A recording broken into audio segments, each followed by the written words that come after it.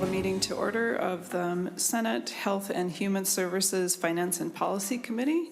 It is Tuesday, February 24th, 2026. We do have a quorum present, but we will not be taking action on any bills today.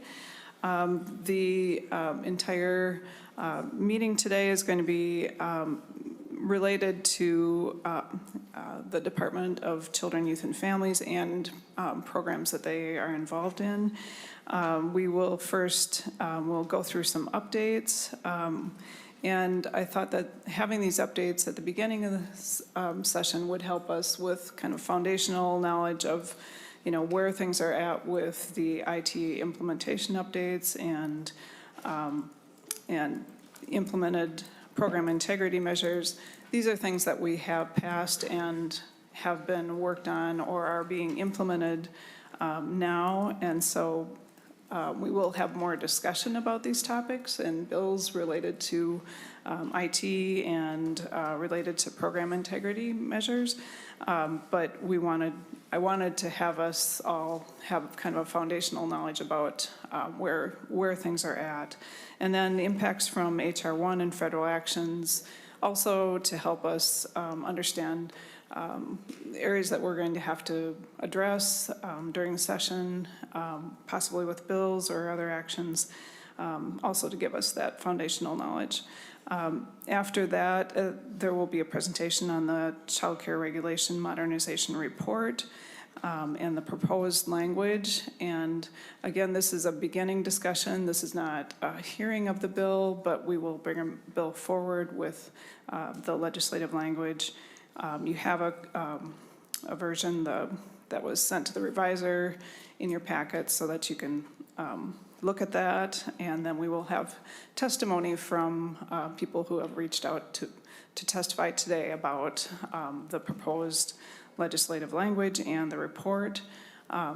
This will be the beginning of a discussion. We will have more discussion about details, and but we wanted to give people an update on where the report is at and where people are thinking this legislation or proposed legislation could go this session. I think it's important that we have a serious discussion about this. It would be nice, and I am hoping that we can bring forward legislation and move this forward. The modernization legislation has been in the works for 5 or 6 years now, this discussion, so I'm really hoping that we can have serious discussion about the proposal. So we will get started. First, I believe we have Commissioner Brown, and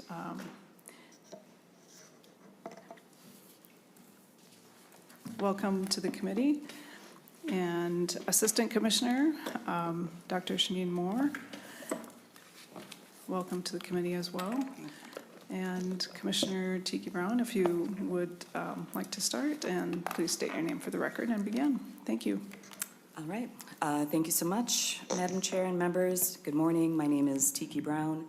I'm the Commissioner of the Department of Children, Youth, and Families, or DCYF. I'm here with 2 of my colleagues this morning to provide updates on a number of DCYF initiatives. So our agenda for our presentation includes updates on the child welfare information, technology modernization, implementation of electronic attendance record keeping for providers who receive payments from the Child Care Assistance Program, or CCAP, the impacts of the Federal Reconciliation Act of 2025, which we will refer to as HR 1, and other recent federal actions in Minnesota. We also will share information about the agency's work on program integrity for CCAP and, as you referenced, the Child Care Licensing Modernization Report and recommended changes. I'm going to start today's presentation with an update on the child welfare IT modernization. So what you see in front of you is a slide that summarizes activities that the agency has undertaken to modernize our SSIS, or Social Services Information System, since July 1st, 2025. Before DCYF and Minute can implement a new technology solution, planning and readiness work must be completed and approved by the federal government to ensure that the state receives 50% matching funds. An important early step was the development of what is called Minnesota's Comprehensive Child Welfare Information System, or CWIS, a planning advanced planning document, or PAPD. The federal government approved this document on November 18th of 2025, supporting the 50% match for planning activities that are part of the first phase of the child welfare modernization and development of a federally compliant CWIS system. As part of the work to plan for modernization, a planning vendor has been selected to support agency efforts for development of an RFP. We have system requirements and our implementation advanced planning document, or IAPD. So when complete, will be submitted to the federal government for approval before we start implementing our modernization activities. And this work is currently underway.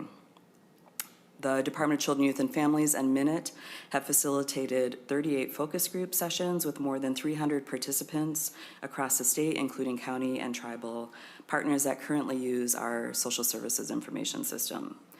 There have been thousands of pain points raised in these focus groups that have been used to inform what the new system will do.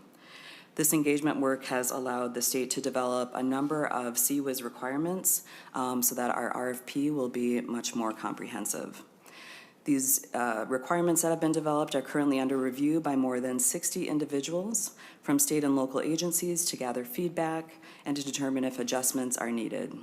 One last end-to-end review of the requirements will occur in April prior to the submission to the Administration of Children and Families.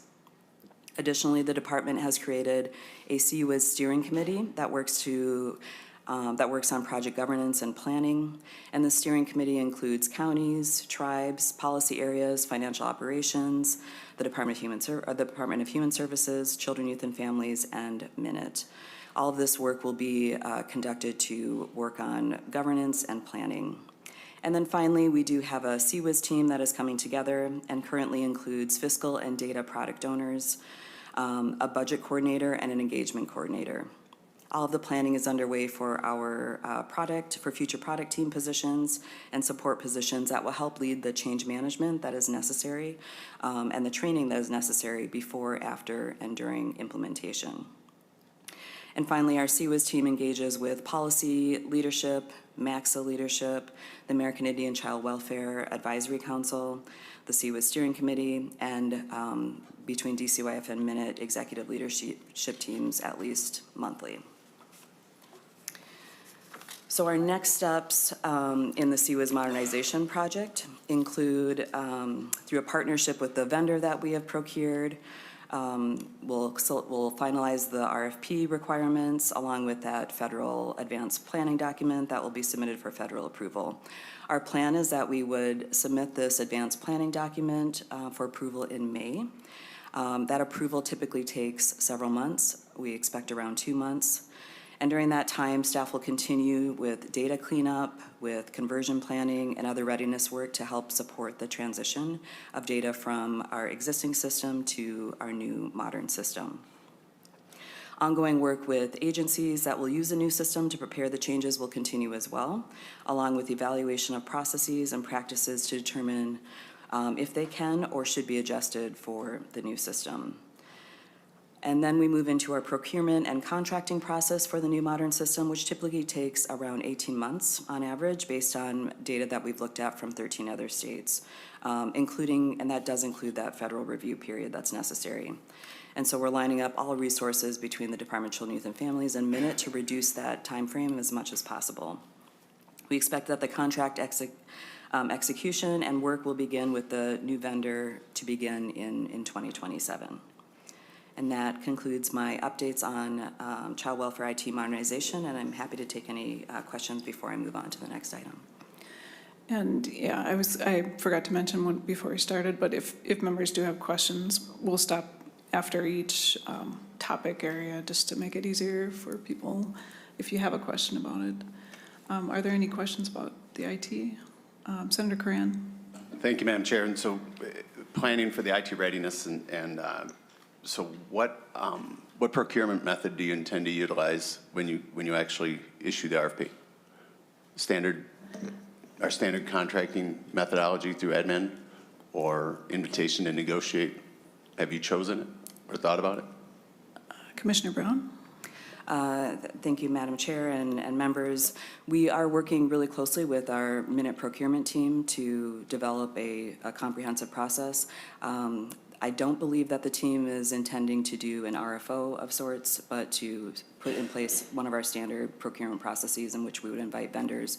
We don't have a particular vendor that we have planned for or have selected for, but we'll open it up to a wide range of vendors. Madam Chair. Senator Cran? Commissioner Brown, do you know what the invitation to negotiate is relative to our state standard procurement? I mean, we've had constant conversations for the last 6-7 years. This probably is a project that should not utilize their standard state procurement. So have you given any thought about it? Commissioner Brown? Madam Chair, members, we have worked really closely with our minute partners, understanding that procurement has been difficult for many of our technology solutions. And I think in the past there have been perhaps an attempt for agencies to work on procurement solely without the support of minute, but we have worked incredibly closely. And part of the reason I meet every 3 weeks with our minute team is to ensure that we have thought about all the processes and procedures that we need to take place. We have a team within our minute leadership structure that is solely focused on procurement, and we want to make sure that we are doing everything we can to make sure that this is a robust process. Thank you, Madam Senator Chair. Cran? Madam Chair, you and I have been a part of the Blue Ribbon Council and currently members of the TAC. If there's any project that should be, that we should, if the agencies can't figure it out on their own, what should be the best procurement method, we should probably have that conversation about using invitation to negotiate. We've discussed a lot of things, and I can't, you guys, not sure you've invested the time in this, in learning all of the users' needs holistically. And so in order for us to extract the best of the procurement or the technology and to learn the innovative things that are available, regardless of how the RFP is written, to me, the invitation to negotiate process probably should be utilized. So I think we should keep track of that as a committee and make sure it goes down that path so we can extract the best of the industry knowledge that's implemented around the country, and that it's part of our, so we end up with a contract that is a foundation for success at the lowest cost, meeting all of our needs. And so that our standard process, which you just described, doesn't work for these projects. And so we'll end up with more of the standard procurement where we get a contract, but it's not a great foundation for success. It's not a great foundation to hold our vendors accountable, and also for the state to defend from large change orders on the originating statement of work in these types of projects. So I think we should follow that very closely and if necessary, make a recommendation. Thank you. Commissioner Brown, did you want to add any more? Thank you, Madam Chair and members. I'll just add, we as an agency have presented to TAC several times, particularly on SSIS system, and have worked really closely to understand the needs and put in place mechanisms to help support this procurement. So we're absolutely interested in working with TAC. I think the committee chair and others on that committee have indicated they're strongly supportive of this project and of the mechanisms that we put in place. The only other thing I would add is part of our work in working so closely with these 38 focus groups and work with our county and tribes is exactly, as you mentioned, to make sure that we are capturing all of the information necessary so that before we enter into a contract, we are really clear about what the needs are for the partners, our agency, and to ensure that this is successful. Thank you. I will be happy to talk more about, the minute DCYF collaboration and find out more details about that. And maybe that's additional people that could help us with that understanding. So thank you. Any other questions about IT? Commissioner Brown, want to continue? Okay. Thank you, Madam Chair and members. The next two slides will provide updates on implementation of electronic attendance, record keeping for childcare providers who accept CCAP or the Childcare Assistance Program. First, I'd like to ground the committee on the path to implementing electronic attendance records. In 2019, the legislature asked the Department of Human Services to study and report on possible electronic record keeping processes. The report identified the need to centralize provider registration before implementing electronic attendance records. In 2023, Governor Walz asked the legislature to provide statutory authorization for the state to centralize the Child Care Assistance Program provider registration that was being conducted by counties across the state and to fund IT updates needed to implement this requirement. This was intended to move us towards electronic attendance records, and centralized registration rolled out last April. The final step, seeking funding and statutory authority to implement electronic attendance records, was included in the governor's 2025 budget and passed by the legislature. For our current activities, we are working with a software vendor to implement electronic attendance record keeping. We are also preparing a rollout plan for providers and anticipate that it will be final in the next month. We have committed to giving providers a 90-day notice before they must begin keeping electronic attendance records, with the first provider rollout to occur in June of this year. Not all providers will be required to use the electronic attendance record keeping immediately, given the short implementation timeline that DCYF needs to move thoughtfully to ensure that any issues with the system are dealt with on a smaller scale. And this concludes my update on the electronic attendance record keeping implementation. I'm happy to answer any questions. Do members have any questions about the electronic attendance implementation? Senator Radke. Oh. Thank you, Madam Chair. And just a little clarification on the electronic records. What does that look like as far as what is the process? They're reporting electronically to the agency, correct? But on site, on location, what are they doing? How do they comply? Commissioner Brown. Thank you, Chair and members. The current process, as we have it, includes perhaps paper records. Some providers do have a process in which they can collect electronic records.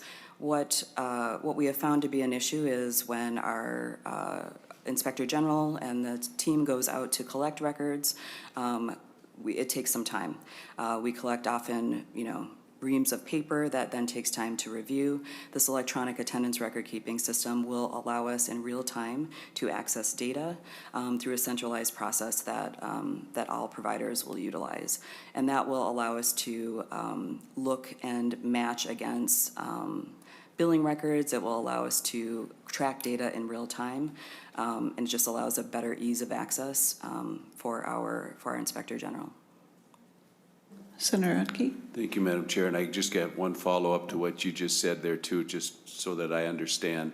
When it's real time, that's coming into you daily by the hour, or is it just at the end of the week or whatever when they would report to you that it comes in electronically? How much is it up to real time?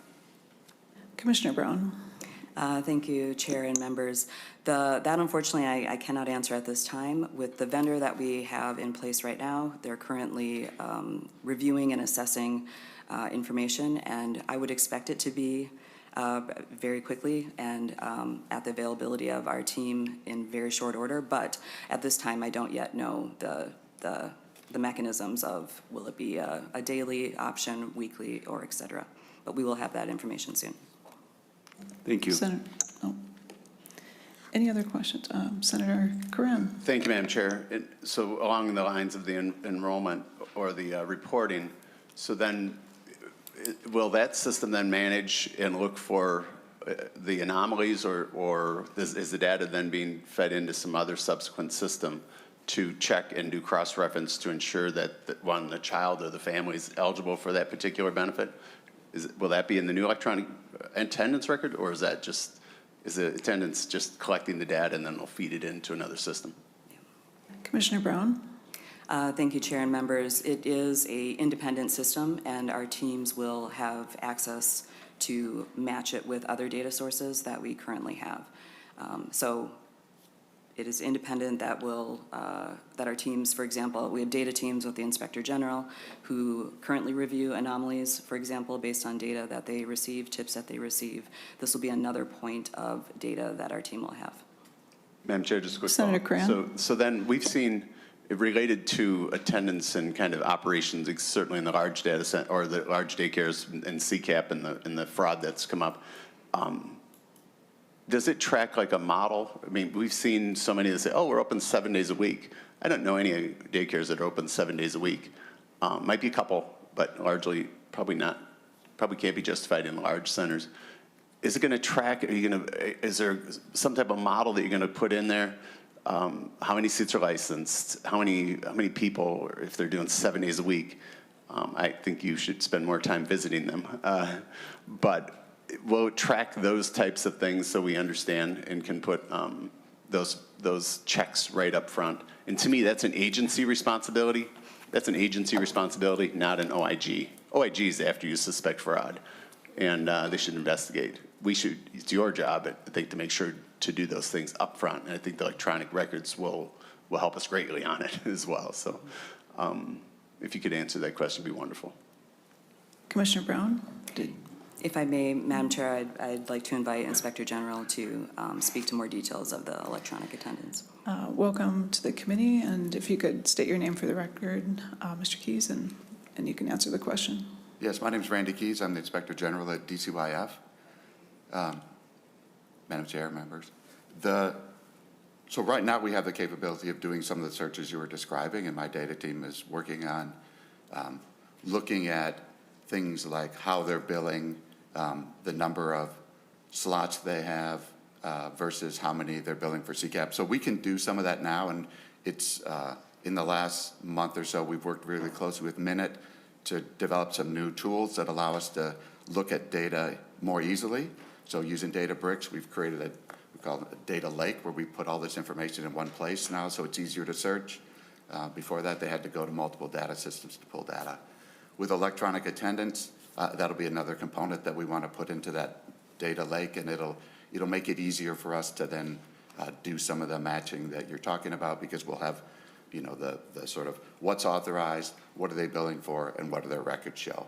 And it's the same thing that I used to work on program integrity in Wisconsin back when their CCAP fraud started, so I'm pretty familiar with the types of data that's really useful in this process, and our capability to get that data is expanding every day, and this will be the final key piece. Okay, thank you. Senator Graham. Senator Abler, did you? Oh, I'm sorry. Okay. Okay. Any other questions about this segment? Seeing none, you can proceed with the next part. Okay. Thank you, Madam Chair. Members, over the last 12 months, the Department of Children, Youth, and Families has navigated through an unprecedented level of federal instability, all while following the law to protect programs serving the most vulnerable Minnesotans. We have experienced threats of funding freezes, drastic shifts in federal policy, delayed guidance on major federal laws, and shutdowns that endangered millions of dollars in federal assistance for the first time in history. We have learned of major federal actions targeting Minnesota via social media, only to receive official notice days later, and often with no additional communication or explanation from the federal government. The following slides are a small snapshot of the federal instability that we have experienced over the past year.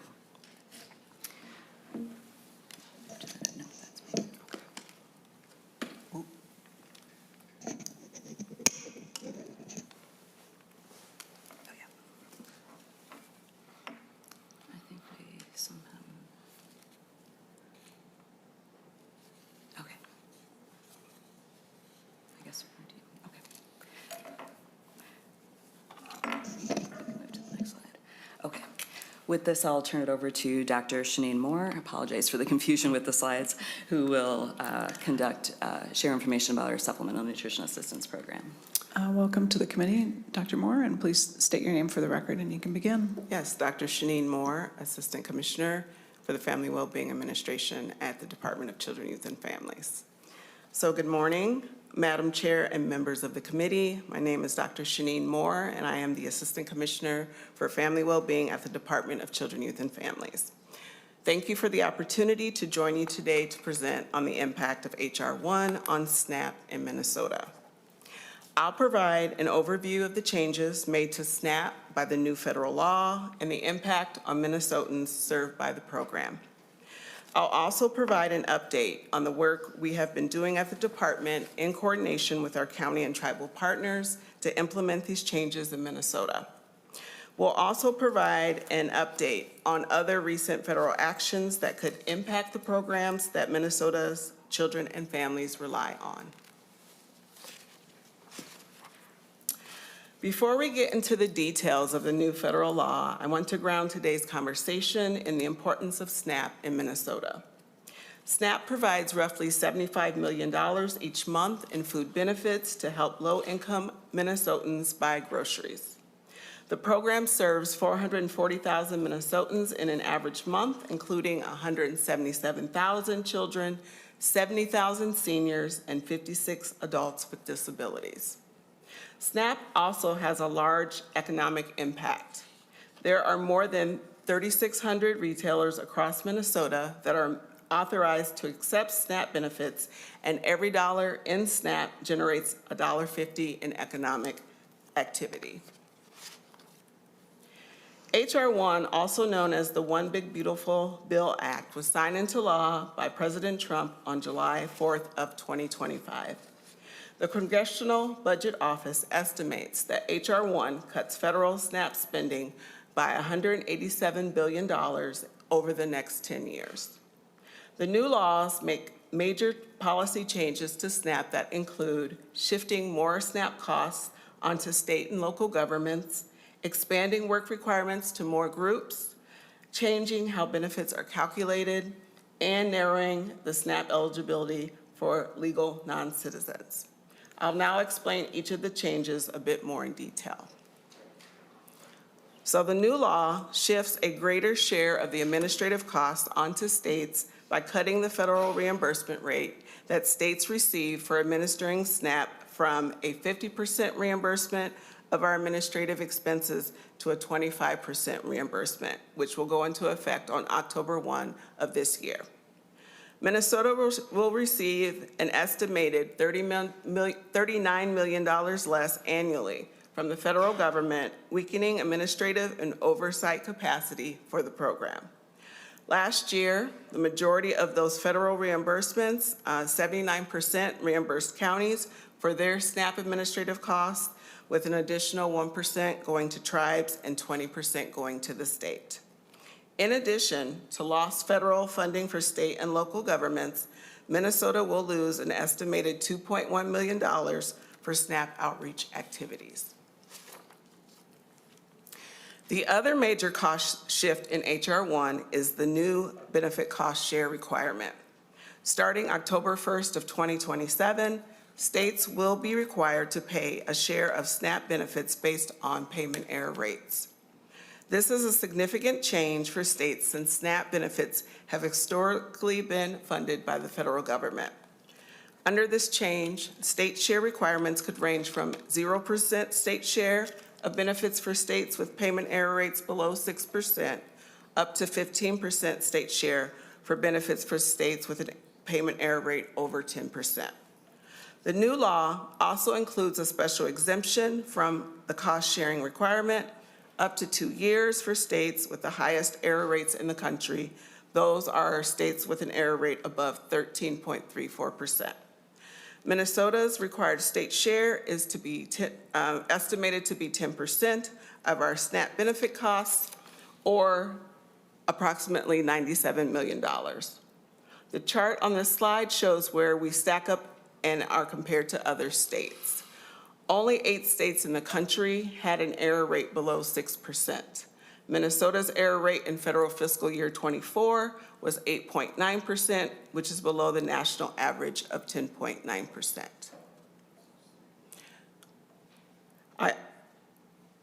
I also want to take a few moments to discuss the term payment error because this is a term that frequently generates some confusion.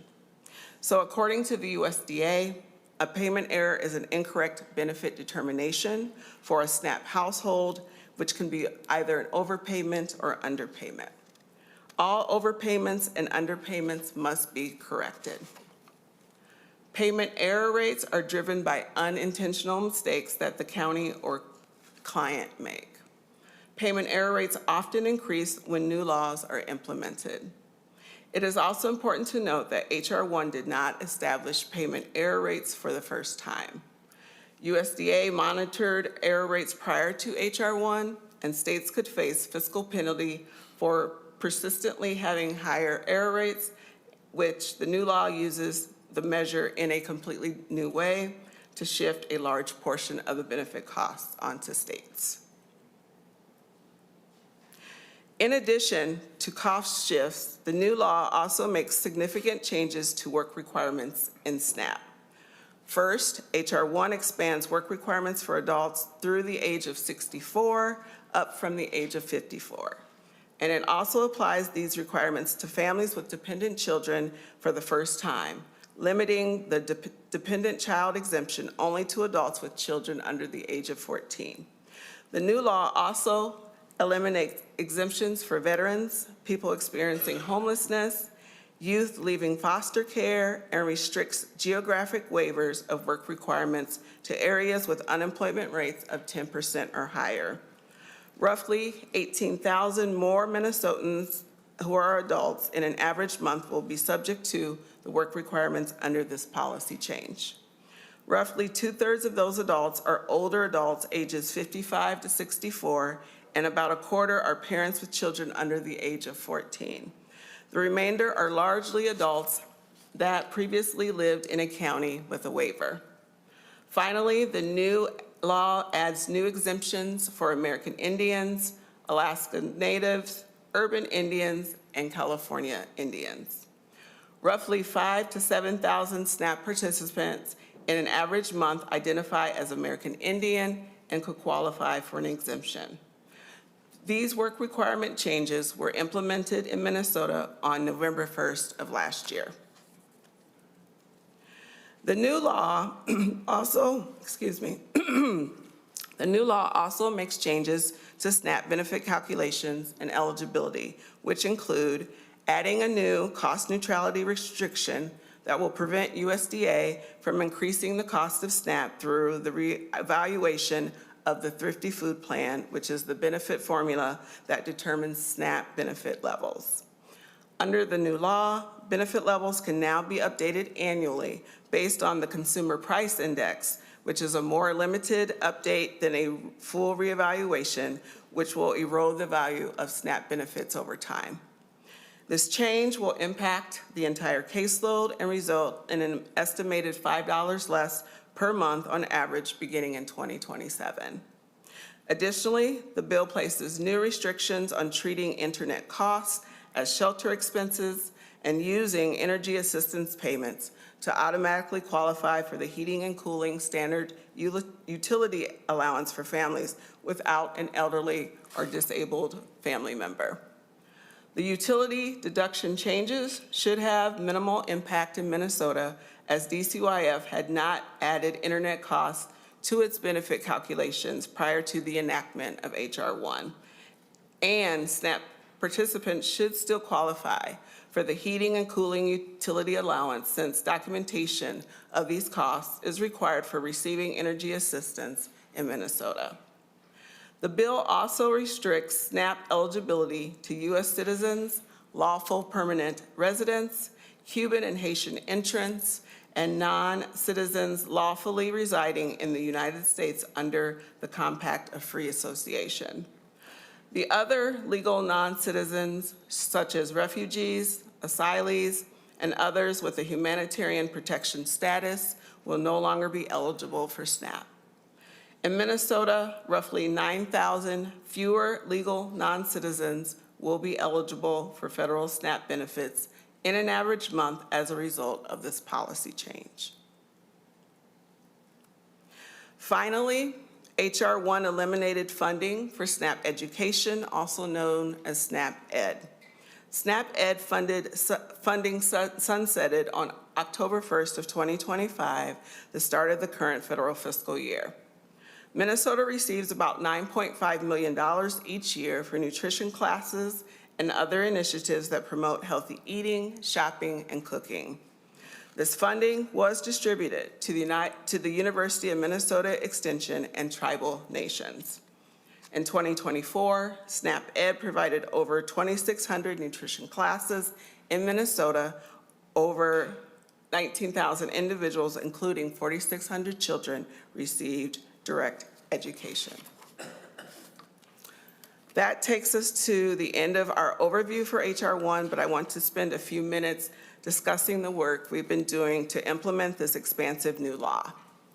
Our implementation efforts have included ongoing county and tribal engagement, updates to policy and guidance, training for local agencies, and data and systems work to better support program administration. Commissioner Brown, or Moore, let me interrupt. Just Senator Abler, did you have a question about SNAP that you want to ask? Because it looks like there's. I thought it was a logical time for a break. Sure. It's not a long question, but, so the payment error rates, this is actually less information than we've gotten before about some of the silliness of what you're calling what's called an error.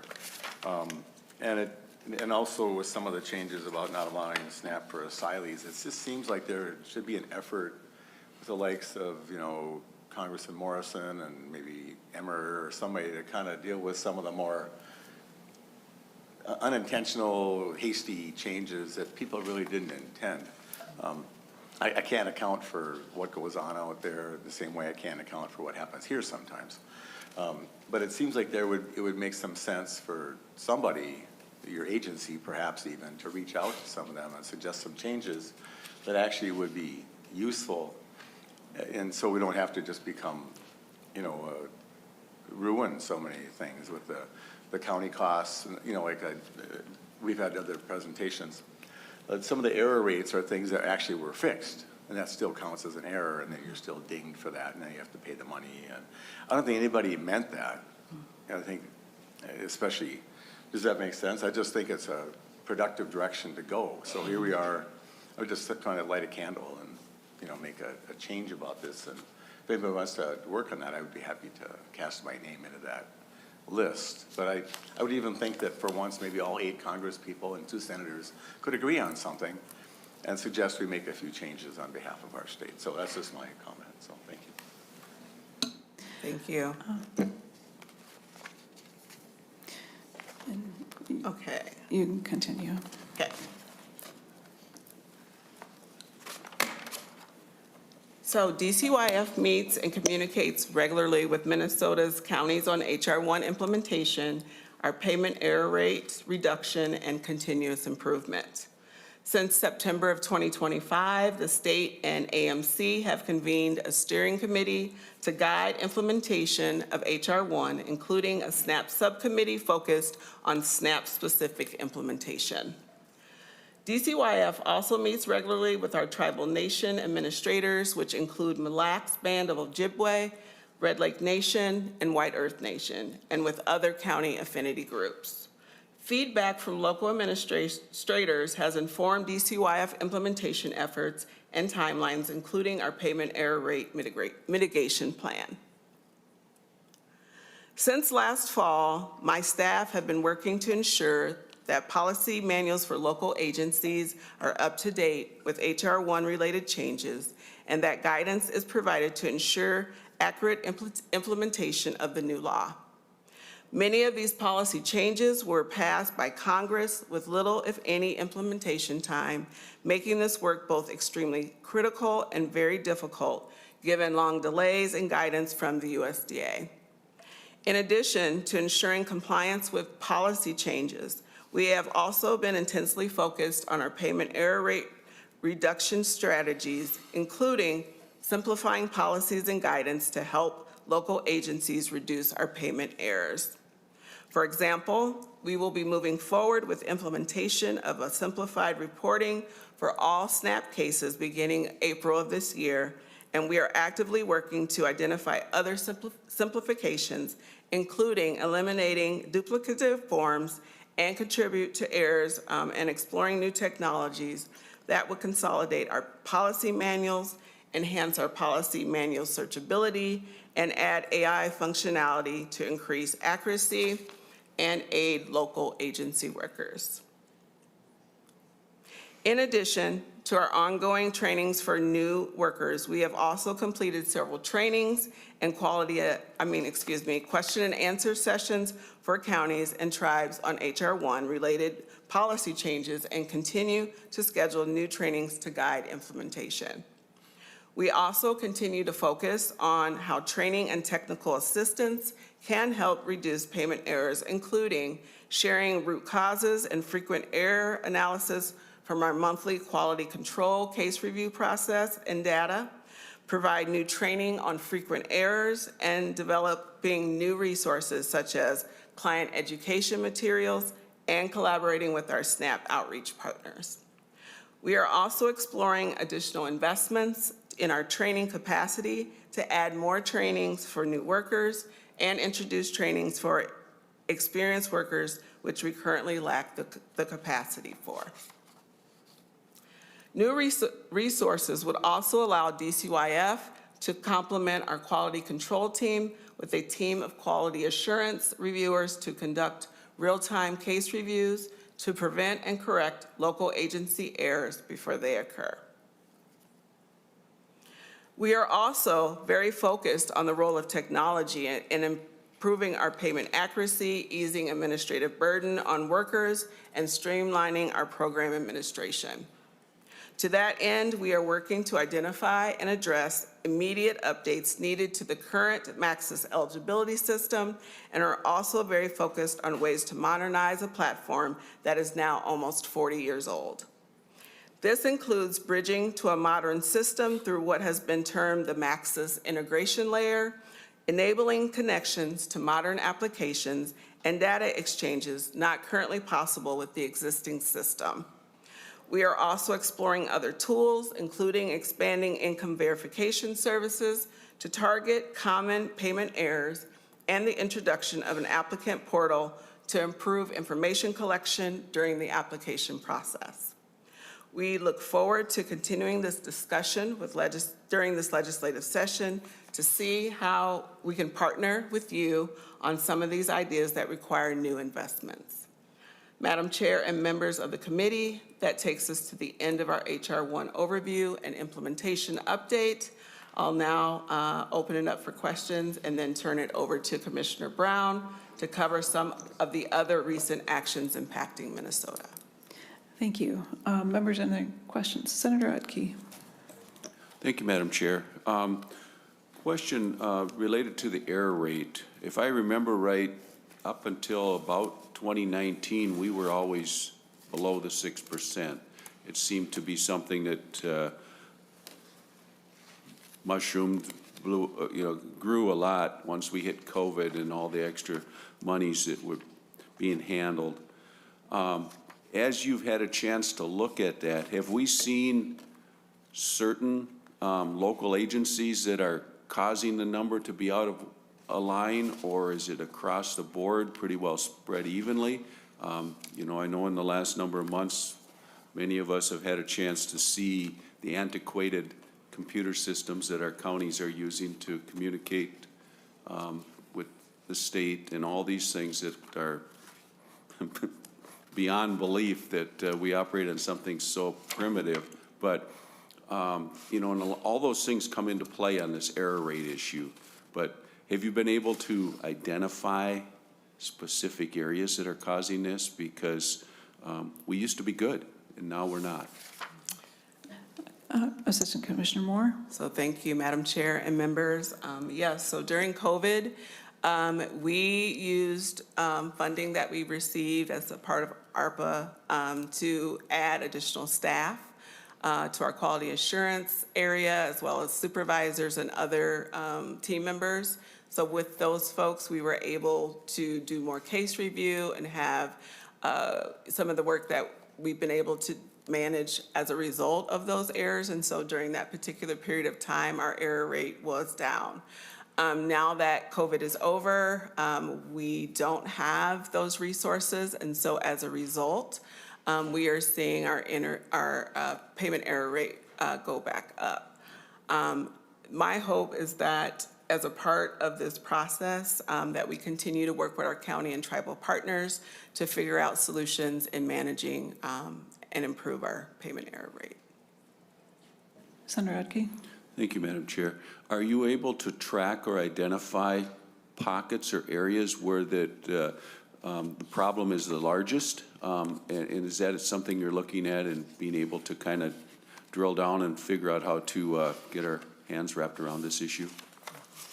Assistant Commissioner? So yes, thank you, Madam Chair. Members, yes, so we know from data that things like income verification, validating household sizes and utility deductions are the primary areas in which we are seeing errors. And so as a part of our training process, we are working with counties to better improve those rates through training. Senator Bolden? Thank you, Madam Chair, and thank you for this presentation. I think it is just worth saying out loud that we were in a food insecurity crisis before these changes, and this is only going to make that worse. And I think it's sort of hard to wrap our minds around the impact of this when we see numbers like, cuts that will mean a cut of $187 billion over the next 10 years. It's sort of hard to imagine what that means in real people's lives, but this is real people's lives. This is people, who are going to be impacted. It is families with children. It is people with disabilities. It is people experiencing homelessness. It is our elders. This is going to have real devastating impacts in people's lives, and I appreciate my colleagues' reference to sort of the, for lack of a better word, ridiculousness of some of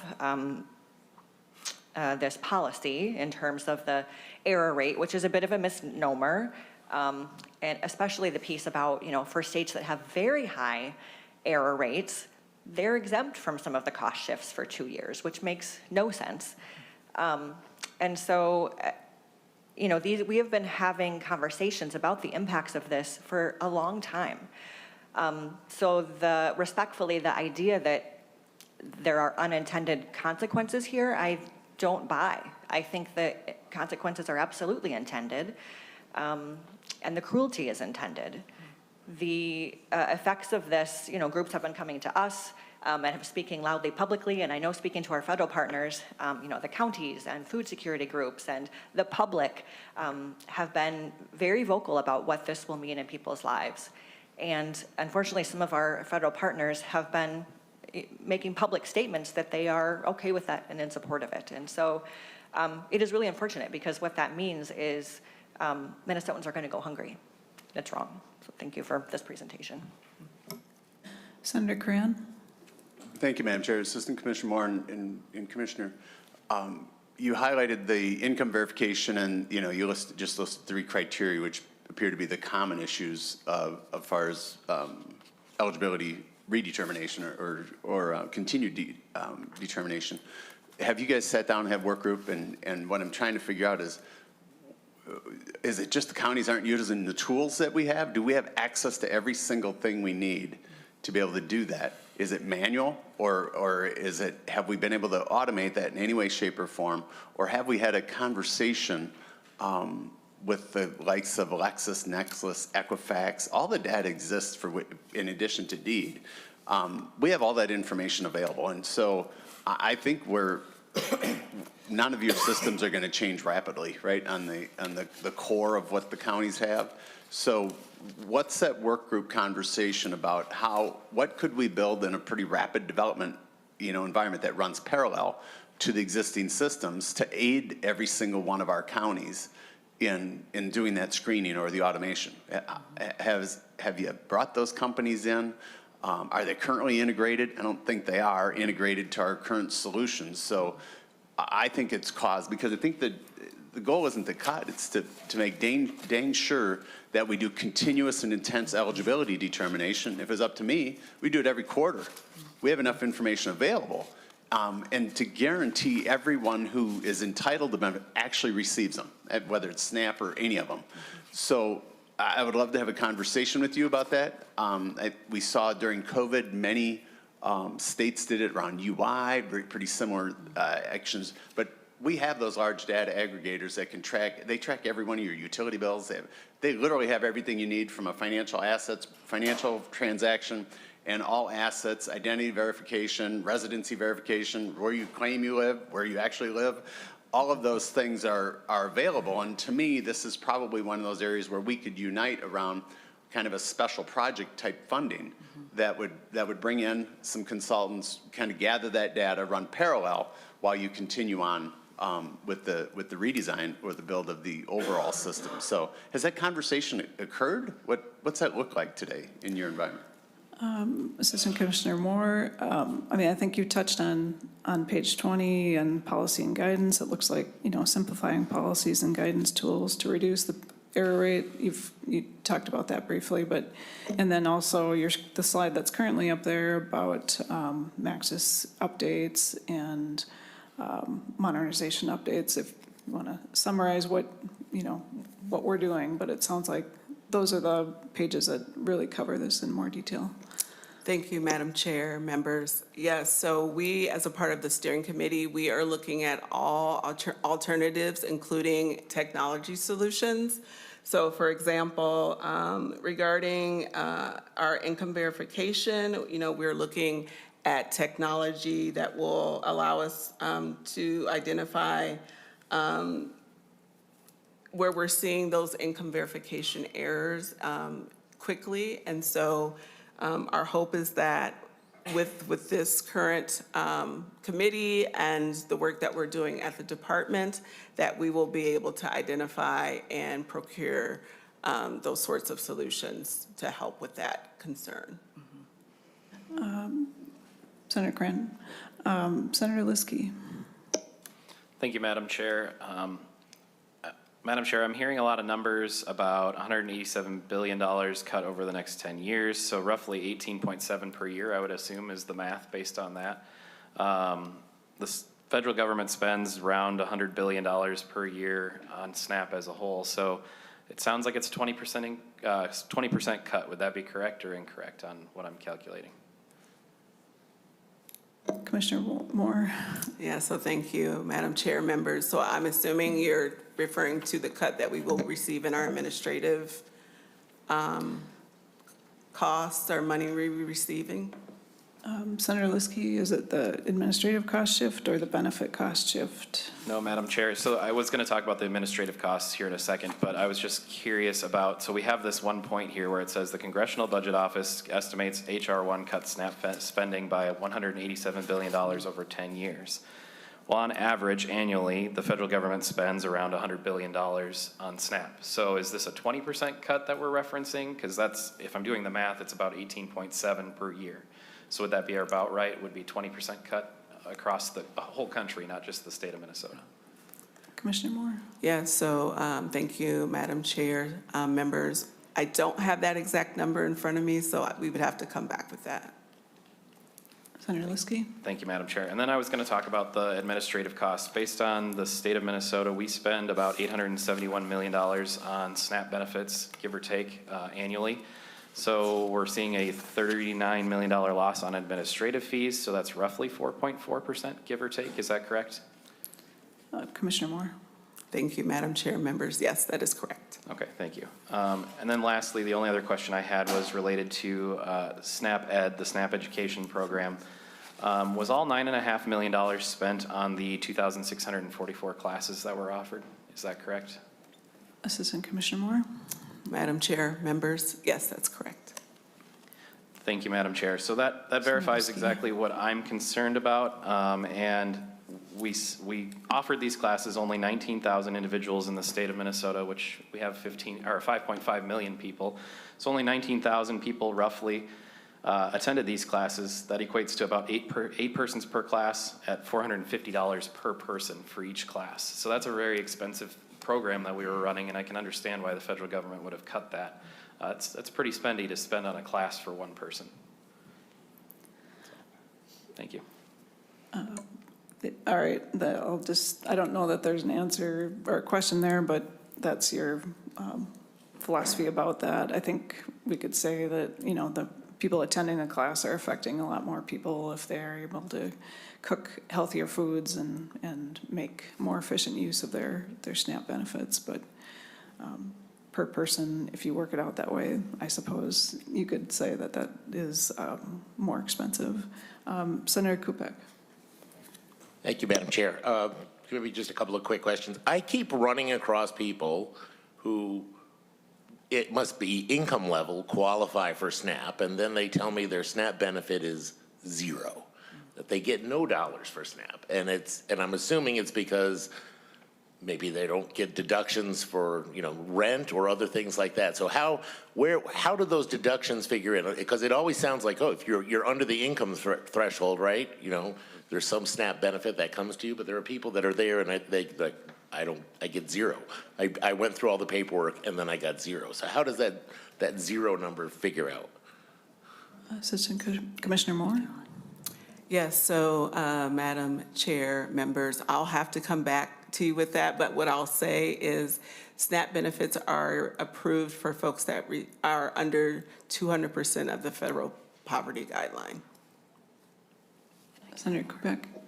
Sure. So just, looking at some of the stuff, I know they take into account rent, electricity bills. So it also feels like sometimes maybe if that person is, trying to live frugally or save the best on all of those things, on rent and utility, that then on the other side, then they get penalized on the SNAP benefit, even though they're trying to, save as much as they can for their household. So and do those, I know on the error rates, there's, sure, doesn't the error rate also apply if we don't, don't give them the benefit they were supposed to give? Do we get dinged on that too? So, Commissioner Moore. That's okay. Thank you. Madam Chair, members, I will also ask if Commissioner Brown could also add a comment. Commissioner Brown. Thank you, Chair and members. Indeed, I will acknowledge that we hear some of the same concerns from individuals, and some of the details that our county and tribal workers, as they collect information and look at all of the capacities within that current household, does result sometimes in a very low benefit amount. And also just to acknowledge, you are right. Not only does the payment error rate look at the errors that clients, if they're submitting the correct information, have all the accurate information, but that also looks on the worker side as well. And so it is a both and. We need to make sure, and these are all federal government regulations and rules, right, that we follow to ensure that the workers are doing their job and the clients are doing the work that they need to do. Senator Kupek? Yeah, so I guess, I would think maybe there would be just some simplification in terms of the income verification, which seems like maybe the easiest thing to verify is income verification, that if we did that and maybe took in some of these other less metrics, I mean, I get what we're going at. At some point you hit diminishing return though. You can spend a whole lot on administering this to catch every little thing, but at some point you've spent so much on administrative costs that if somebody gets a slightly more benefit than they were supposed to get, that costs less than actually trying to go out and capture everything. And in a perfect world, everybody would file correctly and it would all be processed correctly and they would get exactly the benefit they want. But we know that doesn't exist. It's never going to exist. And at some point there is a diminishing return on this. I think we can move on with the next segment. Is that Commissioner Moore or Commissioner Brown? Thank you, Chair, Madam Chair, and members. This is a part I said inadvertently earlier, so I will repeat myself to get back on track. Apologies.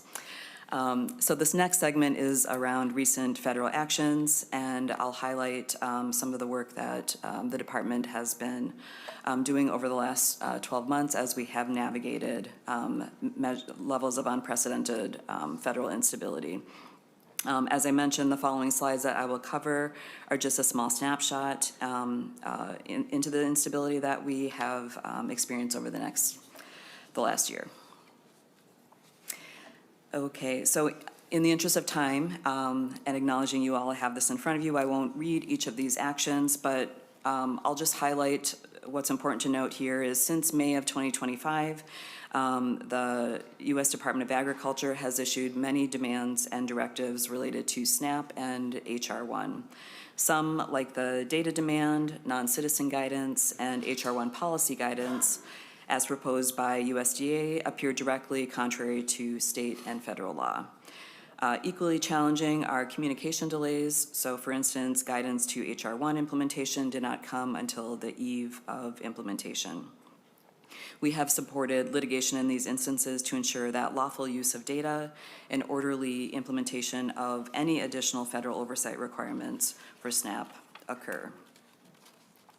On our next slide, I'll share that we have additionally supported litigation to ensure a lawful and orderly implementation of any federal requirements and oversight regarding the USDA directive for a recertification pilot. The Administration of Children and Families also put forward, essentially overnight, new oversight requirements that were lacking in clarity, would take significant time and expense to implement, and also appeared contrary to current federal law. We want to work with our federal partners and the federal administration to ensure that any changes that occur enhance both program delivery and oversight. And we will continue to support litigation that ensures that changes made to federal programs benefiting Minnesotans are both orderly and lawful so that our focus remains on improving the lives of children and families in Minnesota. And then here on slide 26, I'm sharing information about programs that are not impacted. There's been some confusion because we're operating from a place of uncertainty that which programs will or will not be impacted. So these programs will not be impacted by a funding interruption, even without a court's action. The 3 programs on this slide are supported by a mix of state and federal funds and would continue to operate at least for several months if there is a funding freeze that was imposed on Minnesota. The Minnesota Family Investment Program is a forecasted program that provides cash assistance to about 60,000 people each month. This is an entitlement program that is paid with a combination of state and federal funds, and it would continue operating under current law if federal funds are interrupted. In this case, the state is obligated to continue operating this program so that the state share would automatically increase if in the forecast to cover any lost federal funds. And then there are 2 childcare programs listed here. First, the Childcare Assistance Program, which provides assistance to Minnesota Family Investment Program and participants. Like MFIB, this also is a forecasted program, which is paid for with a combination of state and federal funds. It's a state entitlement that would continue in the case of a federal funding interruption.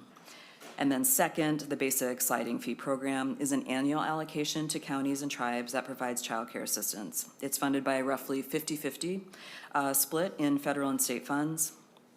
The federal funds we had in this case were spent down in the first half of the state fiscal year, and so we are only spending, the federal funds were spent down in the first half of this state fiscal year, so we are only spending state funds from January through June. And so as a result, if this program can continue operating for several months if, in fact, federal funds were interrupted.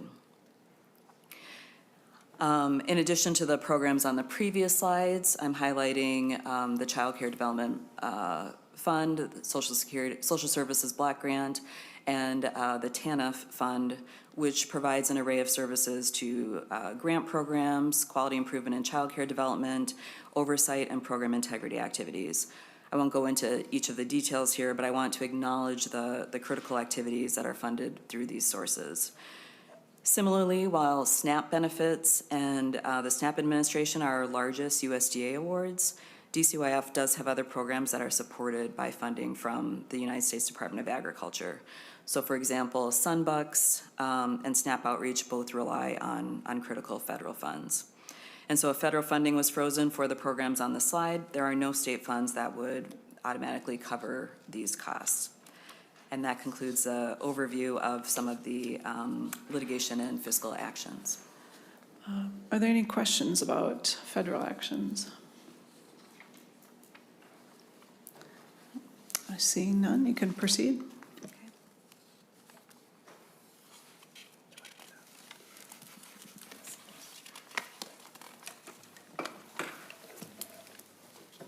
Okay. Thank you, Madam Chair and members. The next handful of slides provide an overview of the agency's program integrity work for the Childcare Assistance Program. All right. Minnesota is a state that is committed to helping people, and we've committed to providing services that improve the lives of Minnesotans.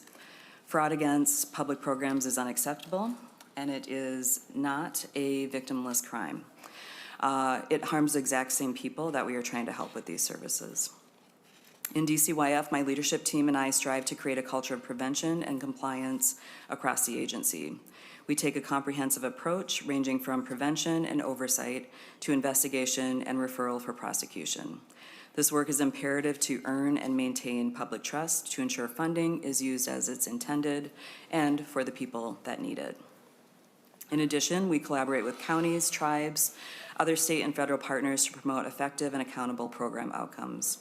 This work is influenced by a number of factors, including creating an agency culture that fosters ethical behavior and accountability across all of our divisions, training to equip staff, providers, and recipients with the knowledge to maintain compliance, adhering to state and federal regulations governing programs and funding, staying responsive to public awareness and scrutiny that may come from media or other resources, implementing policies that provide clear guidance and procedures for program operations, and working with our partners, counties, tribes, and other agencies to strengthen oversight. DCYF was created with a vision to improve the lives of children and families. This vision requires multifaceted work, including a strong focus on program integrity. From the beginning, our structure has held program integrity at the forefront. I informed all DCYF leadership and staff that establishing a culture of compliance was a top goal of the agency. Starting immediately, we began establishing new training requirements for staff regarding program integrity and the importance of reporting suspected program violations. Another top priority was ensuring that agency employees know that they are protected from retaliation for reporting suspected fraud and that they can report anonymously if desired. 8 months ago, the transition of DCYF was complete when we officially welcomed in our Office of Inspector General, or OIG. Prior to that time, we received program integrity support from the Department of Human Services through an interagency agreement. With this transition, the Department of Children, Youth, and Families assumed responsibility for ensuring compliance, monitoring program integrity, and preventing misuse of public funds across certain programs such as CCAP. By centralizing these functions, we strengthened our commitment to accountability, ethical conduct, and the responsible stewardship of public funds. And we haven't done this alone. Since 2019, there have been many budget and policy proposals from the Walz administration that were passed into law with bipartisan support from the legislature. And so these next 4 slides provide information on the many improvements made to the CCAP program integrity system since 2019. My staff has also provided a handout which include references to the statute or session law in which these changes were made. I won't discuss each change, but I'll highlight a few key components from each slide. In 2019, after concerns were raised about the Childcare Assistance Program, program integrity, the governor brought forward a major program integrity overhaul. As part of that overhaul, he sought and received expanded sanctions and clearer standards, increased transparency, and investments in program integrity infrastructure for the Child Care Assistance Program. Since 2019, we have returned frequently with updates to program integrity statutes. On our slide 32, I'll highlight that in 2021, the governor's budget package include changes to CCAP and program integrity statutes to strengthen payment control and recovery of overpayments. All of the changes on this slide were established to limit funds that might be paid to fraudsters and support recovery of any that are, including clarifying for providers and local agencies the statutes governing overpayments, which may be inadvertent errors. On slide 33, we're highlighting here that the 2023 governor's budget included centralization of the Childcare Assistance Program provider registration, a way to improve program integrity and move Minnesota towards implementing a statewide electronic attendance record-keeping system. Changes were also made to provide stronger agency authority for the limits on receiving public funds statute and expanding corrective action authorities. In 2024, conditional central certification was added to ensure that the agency can more closely monitor license-exempt centers when needed, and state statute was updated to reflect the establishment of DCYF and ensure a seamless transition. And finally, on slide 34, the Child Care Assistance Program, program integrity legislation for 2025. The electronic attendance record-keeping requirement was established. Kickbacks were banned in state law, and to improve transparency, the Department of Children, Youth, and Families was given authority to provide limited disclosures to payment stops so long that the disclosure did not impede an investigation. We also sought and received 2 positions on the last budget cycle that were dedicated to implementing, one, the limit on public funds statute, and the second, to increase compliance capacity. I'll now hand the presentation over to Inspector General Randy Keys. Thank you. And Mr. Keys, please state your name again for the record and begin. So Randy Keys, Inspector General at DCYF. So this slide sort of talks about the different tools and different parts of my staff that work on CCAP compliance. So in the green box, we have the early and often team, which came out of some of the recommendations from 2019. This is a team of licensors and investigators that work together during the first year that a program is licensed. The licensors will go out 4 times. On 2 of those visits, program integrity staff will go with them. The first visit is announced, and the goal is to provide technical assistance to help the provider understand where they may not be meeting all of the requirements fully. The subsequent visits that year are unannounced, and even though it's an announced visit and the goal is technical assistance, if we identify concerns related to program integrity, we will take action even in this first year. In the brown box, I have a data and analytics team that's part of my office. We talked a little bit earlier today about some of the capabilities that they bring with us. They're able to go in and look at licensing data, billing data. They help us when we collect payment records from providers to put those records into data systems so they can be analyzed against records that we already have. That's a step we hope to eliminate and make that a little more automated. They run reports for us and help us track cases. They're our best source of tips in the program integrity area. When they give us tips, they're the most reliable tips because they're based on data that we already have and we can see specific problems. And so our investigators like those tips to follow up on.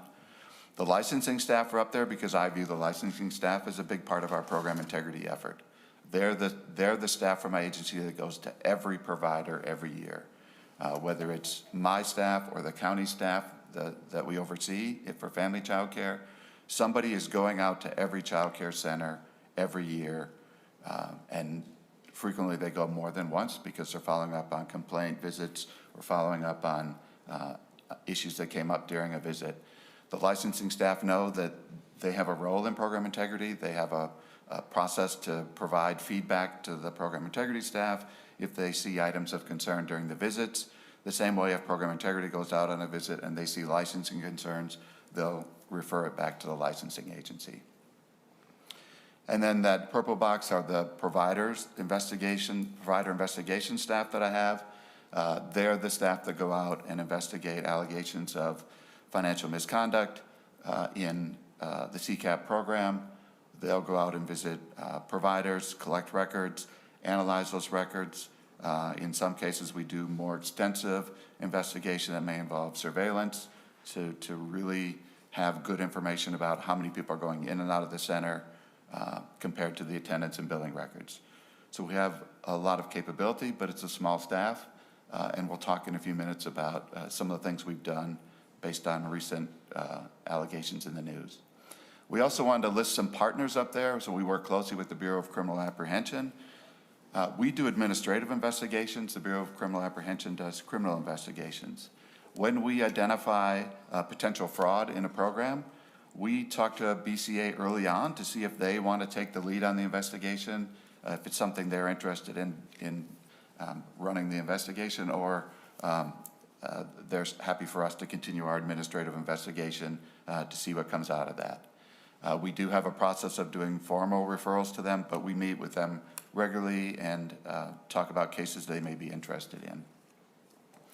The CCAP program staff and compliance staff, that sort of light brown box in the middle, they have a role in monitoring the payments and the eligibility determinations, because for the CCAP providers to be able to provide service, a child has to have an authorization, and that ties back to the parents and the parents being eligible for services. And the CCAP program staff and the compliance staff monitor the county's work and verify that they're determining those eligibility correctly. And then the local agencies are on the front line of gathering information to determine whether people are eligible. There's a process for them to investigate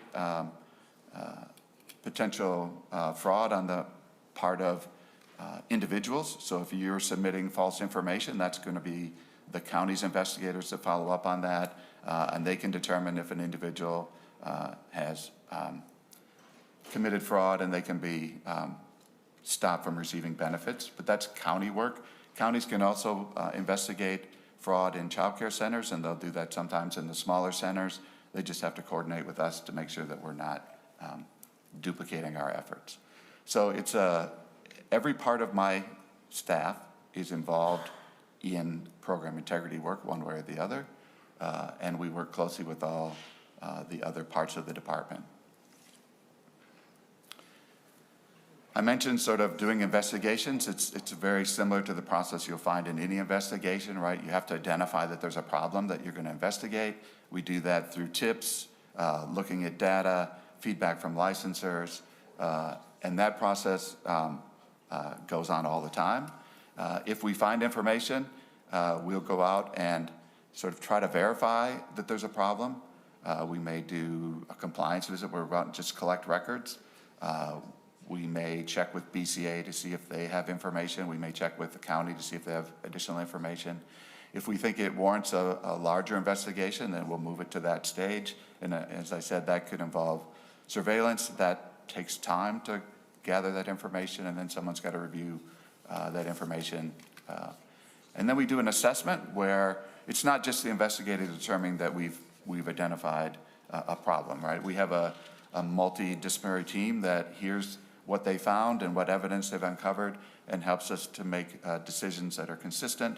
That involves lawyers, the program staff, the investigative staff, and we're trying to make sure that the decisions we make can be sustained on appeal, because when we take action against a provider, it generally allows them to challenge that in a legal way. And so we want to make sure that what we've done is sustainable and supported by the evidence.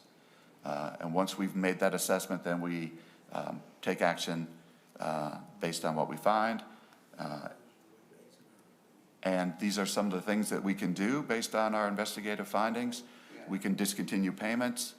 We also have a tool that allows us to discontinue payments early on in the process. If we have a credible allegation of fraud, we have authority in the statute to stop paying during the investigation. And that's a tool that we use frequently if we have concerns that are really clear to us that this looks like it's potential fraud. We'll use that tool to stop the payments during the investigation.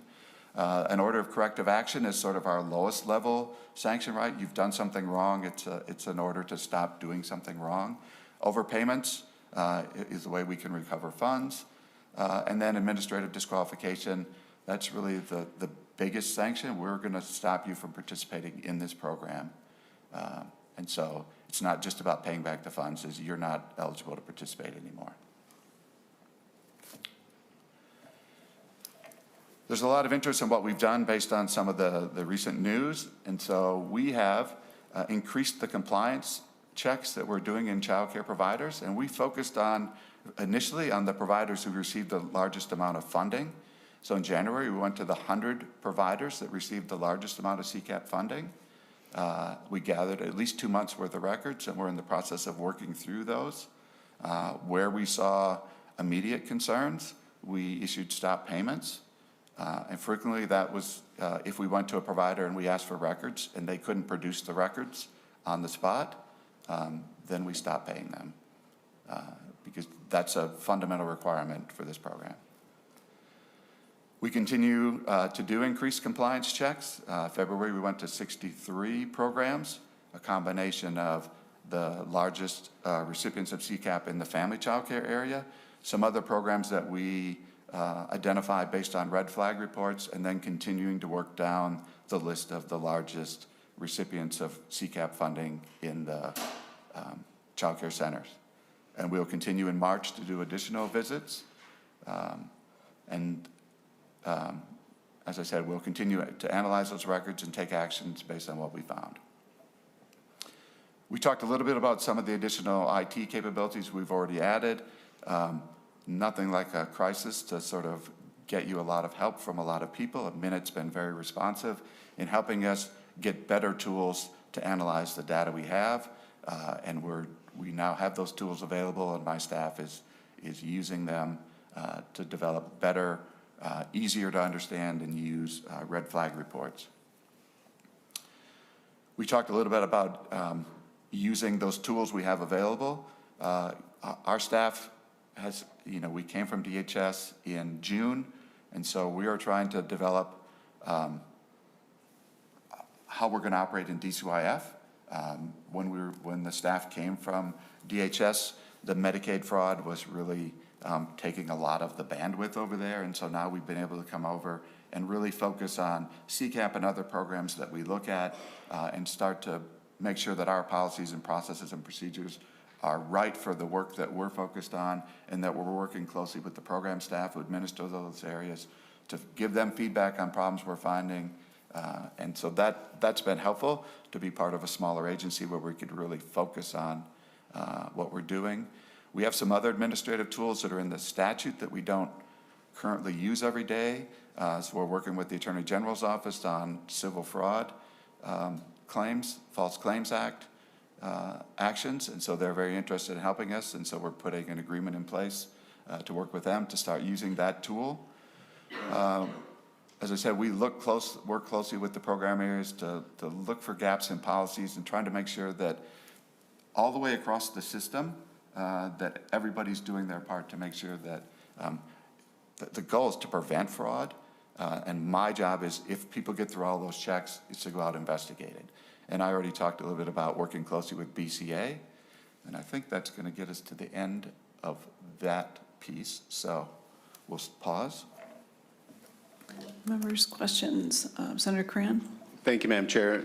And Mr. Keys, on 38 here, you just talked about going out to the top 100 CCAP providers, and were they announced or unannounced? So none of the Mr. visits. Keys? Oh, sorry, Madam Chair.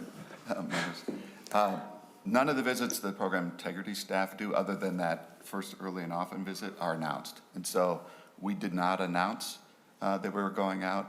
And I just want to mention too, as we sort of shift to take, and I used all of my program integrity staff to do that work, because we were trying to go out quickly so that word didn't spread, right, that people had weeks to prepare for our visits. We were trying to go quick to get to that 100, and you may have heard that BCA went with us.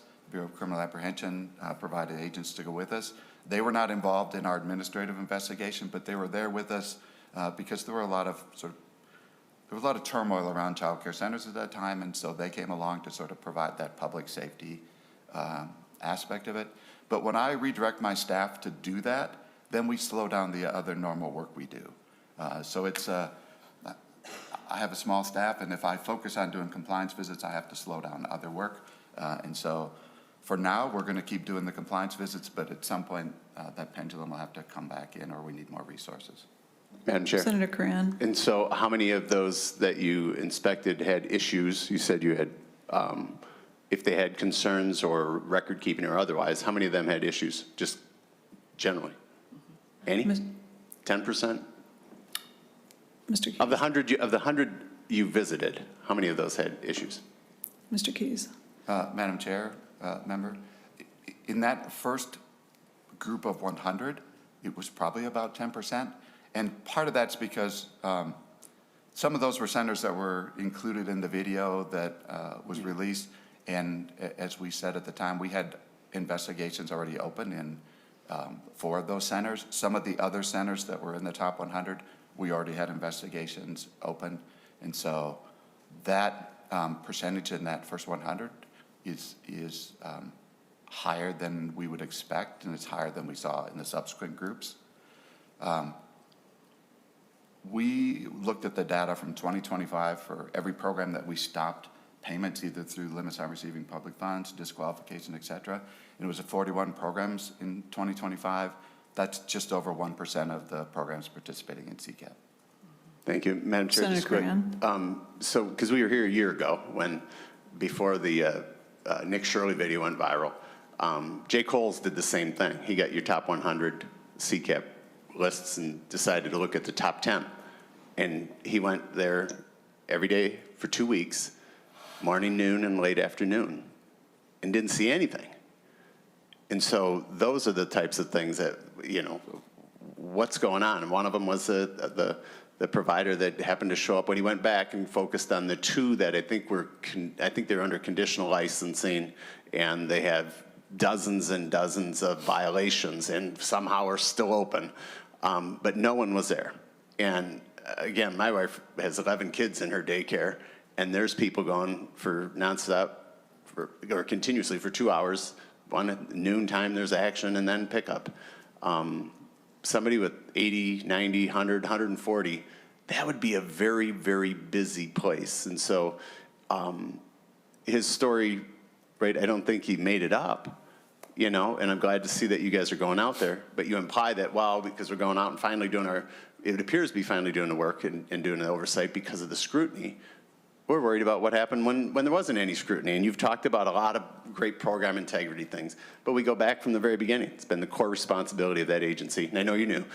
So, but we always have somebody new. And we always look back and say, well, if we only did X, Y, and Z, we have to do a better job every single day. And if it's just showing up, then you got to figure out how to do it. And we should never have anything unannounced. I don't care if it's the educational on the front side. There's no reason. I mean, the in-home daycares don't get any grace. Theirs is required to be unannounced, and all of them should be unannounced. So I assume you guys would support removing the option to have them unannounced or announced because of some nuance. If you accept CCAP dollars, you have an option. I don't think there should be an option there. So I'm glad you're doing the work. We don't want to see any of those stories. We want to make sure people get the dollars.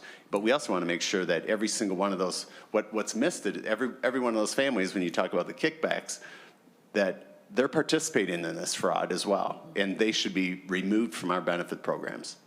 You know, and we haven't had resources, and I don't think anybody's had resources to go down that path. We need that whole full cycle closed to make sure that everyone's eligible for those benefits, gets those benefits. That's our end goal. So thank you. Senator Abler.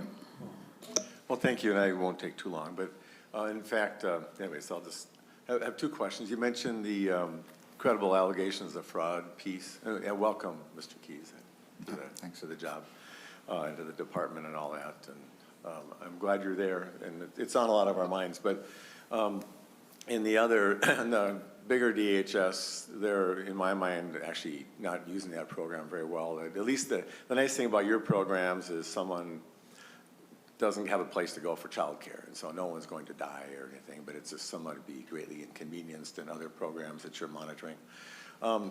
Can you get back to me with how many,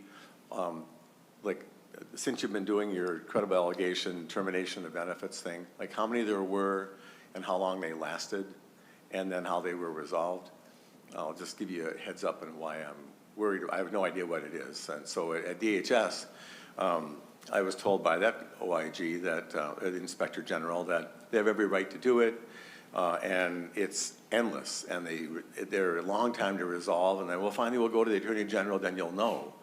And so I'll let you comment if you want, but when you do these terminations, do you meet with the people that you're terminating and tell them, here's a chance to remedy what you have, or do you have to keep it secret too? Mr. Keys? Madam Chair, members. So when we do the limits on receiving public funds stop payment based on a credible allegation of fraud, the provider's notified, they receive notice, and they have the opportunity to request reconsideration. And so they can provide us information if they think we've done that incorrectly, and we look at that. That stop payment is tied to the investigation, and so once we've done the investigation, then we go back to our statutory authority around what findings we can make based on an investigation and then administrative actions we can take. So it's not an endless thing for us. If we issue a stop payment or disqualification after the investigation based on a different authority, then that's tied to the limits on how long that lasts in the statute. Well, thanks, Senator Madam Chair. Abler. I'm not going to belabor this, but anyway, that's a relatively vague answer. And so the issue, at least at DHS, and this, I didn't even know you did that at your place, which I support that. But the individuals doing the NEMT rides or servicing homes or whatever are never even given an inkling of what it is that they're being talked about. So when you let them bring forward their additional information, do they have a clue about what topic it is that you're concerned about? Or do they just, at DHS, they have to shoot blind? So I'm just curious how it goes, because it seems they're hurting good ones and missing the big ones, it seems like. So go ahead, Mr. Keys. So I'll have him respond, but if you can keep it brief, and if you do want to talk about like the parallels between what DHS's processes are and how these are conducted. That's fair.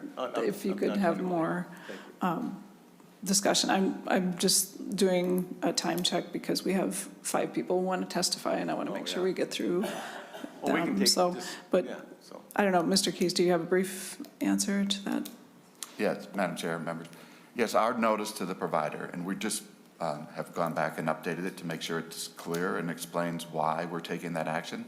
So it'll tell them what we saw that resulted in that action. So they know if it's you failed to have attendance records in your center, they'll know that that's the reason we're doing it. So we do give them. I appreciate that. Yeah, we do give them notice so that their opportunity to respond is useful. Can I just ask one more really short question? So Senator Abler. with the Shirley business, were any of those things you didn't know about? Because I thought it was, fantastic stories, but was that, did you miss any? Are you willing to answer that question? It'd be interesting that he maybe found something and maybe he didn't find any, so. Mr. Keys, can you comment on that? Madam Chair, members. Yes, we publicly said that we had 4 of those centers already under investigation.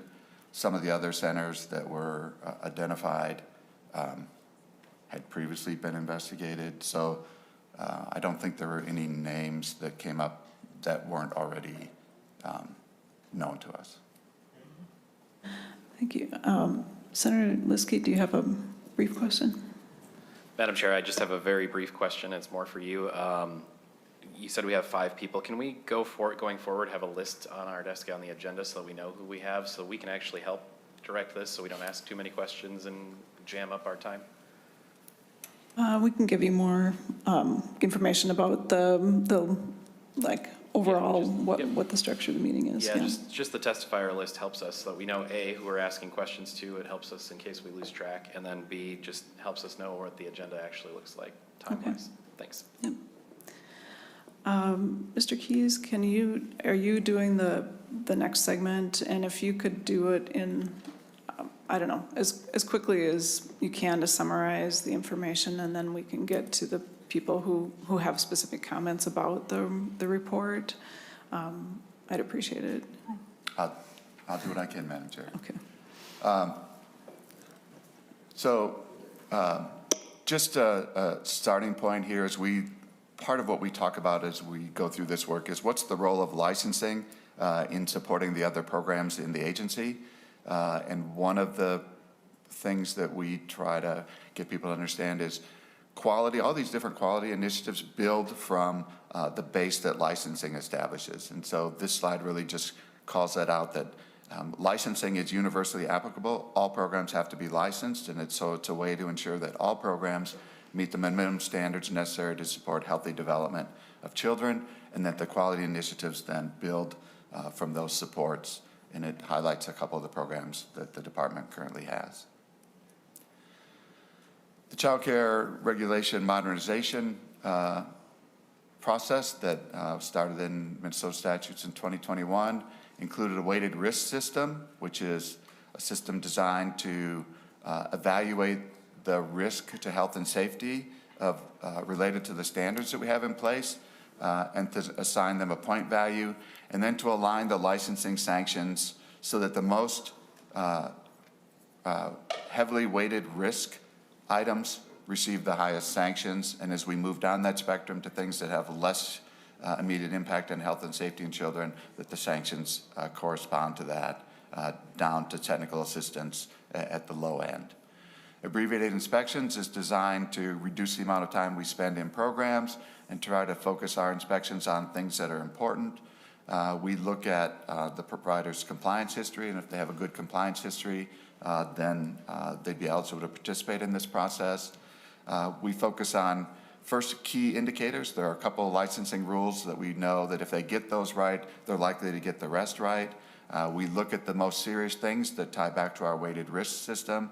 There's supplementary rules tied to the federal requirements that we have to do, and then the program would add 5 additional things for the licensor to check, and that just sort of adds a randomness factor so that the licensor can't be accused of targeting the program by picking on something they know the program might have gotten wrong in the past.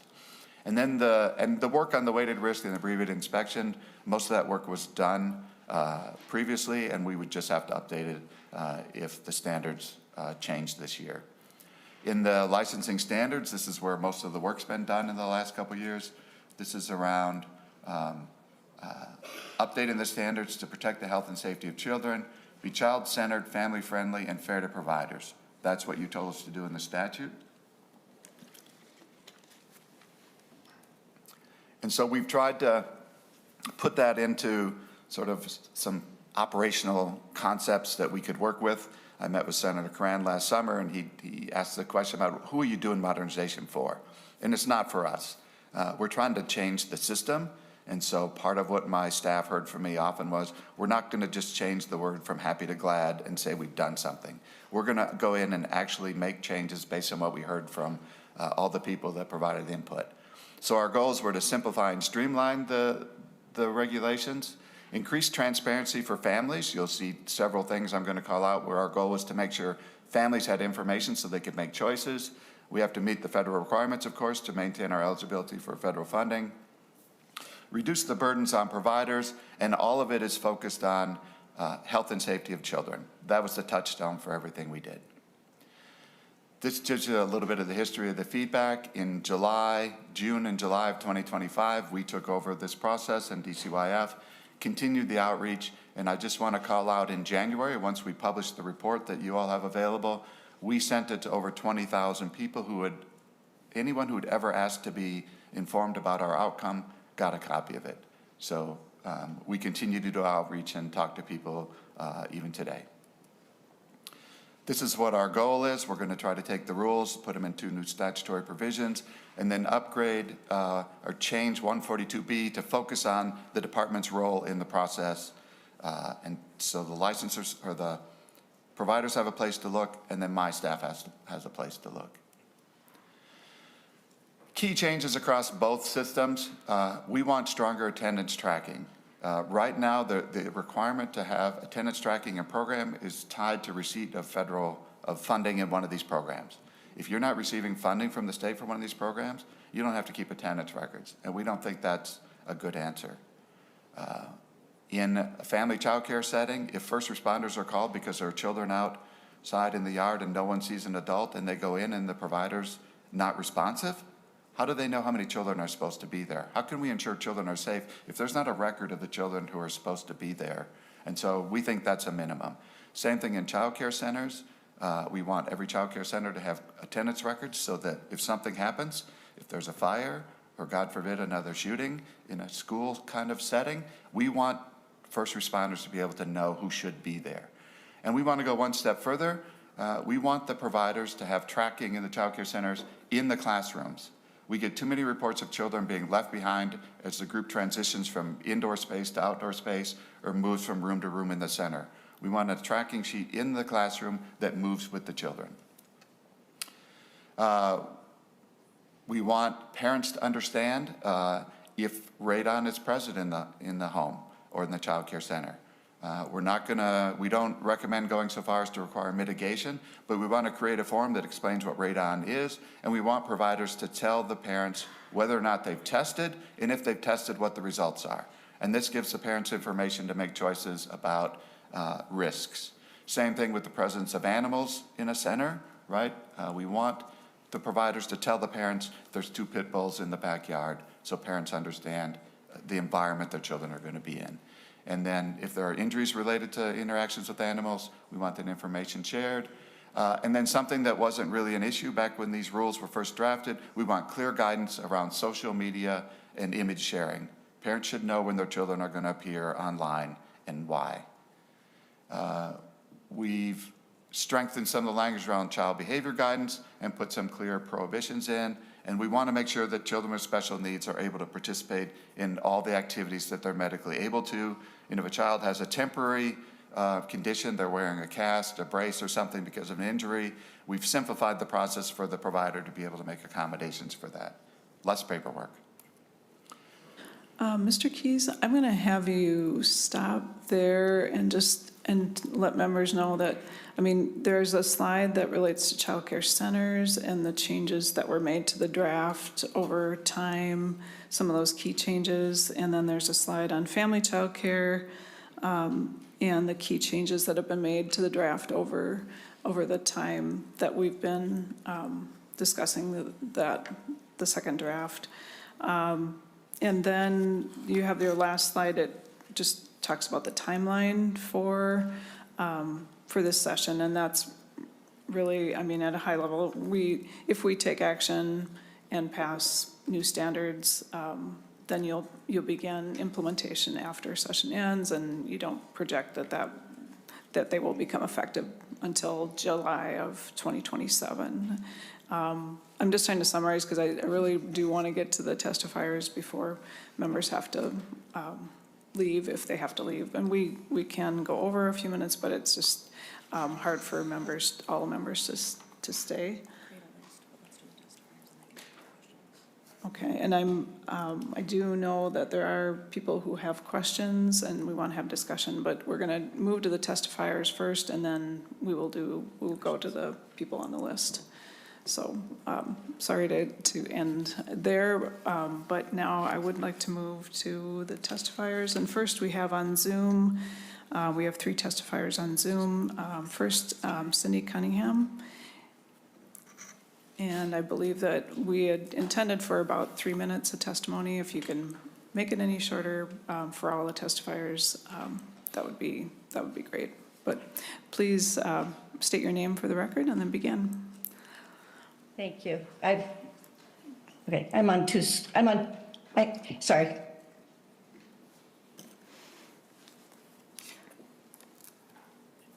Oh, now you're on mute.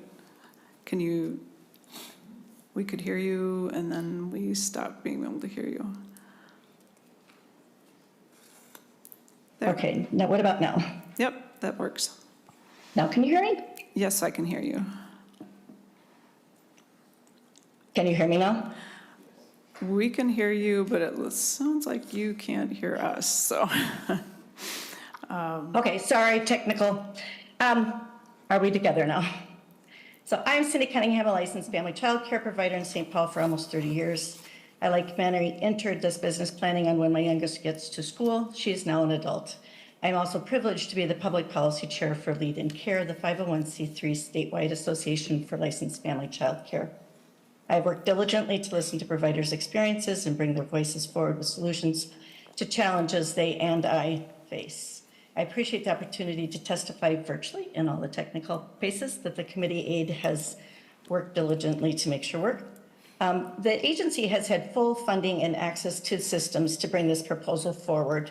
License holders have not had the same opportunity to have our voices heard. I'm one of the few that can figure out how to do virtual as best I can. We are asking that when the actual bill is heard, that there be evening hearings to ensure providers have the opportunity to testify. I will be turning off my screen to share my testimony. The modernization project actually began in 2018 with the Family Child Care Task Force that I was on. Only a few, including Senator Wicklund, are still engaged with the process. It was to be a collaborative process. It often felt like a three-legged race. We were bound together, but not always moving in sync, sometimes stumbling and missing our goals. Nevertheless, we kept going. 6 years is a significant investment, and we want the results to be genuinely effective, not simply enacted for the sake of completion.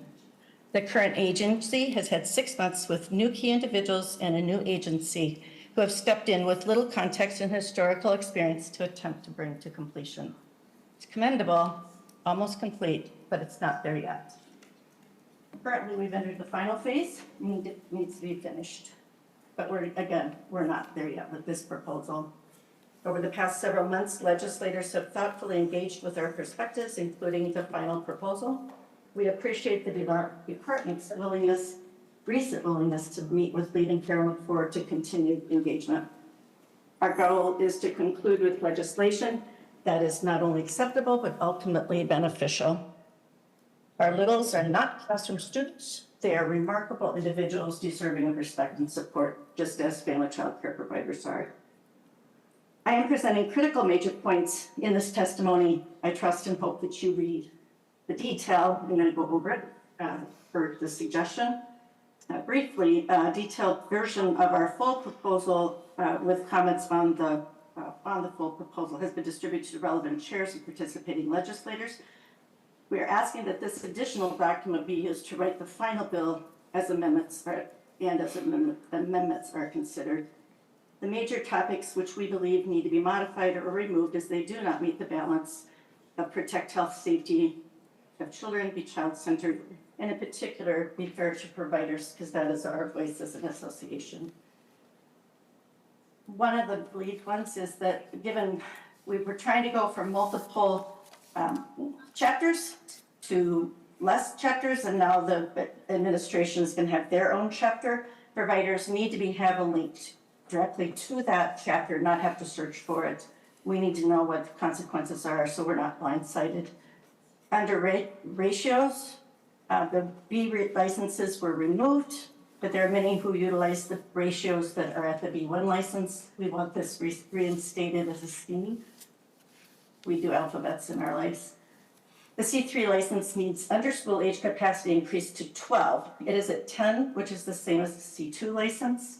This needs to be done to ensure a strong business model and has been consistently asked for by providers.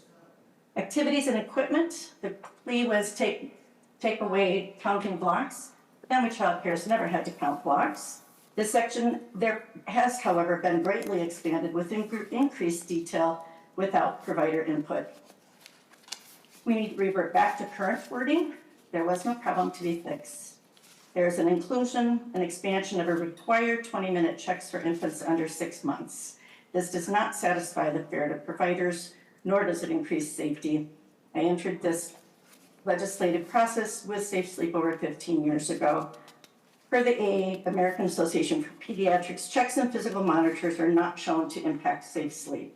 In-person check is defined at one point as standing next to the crib, observing breathing, color, skin, and potentially touching the infant.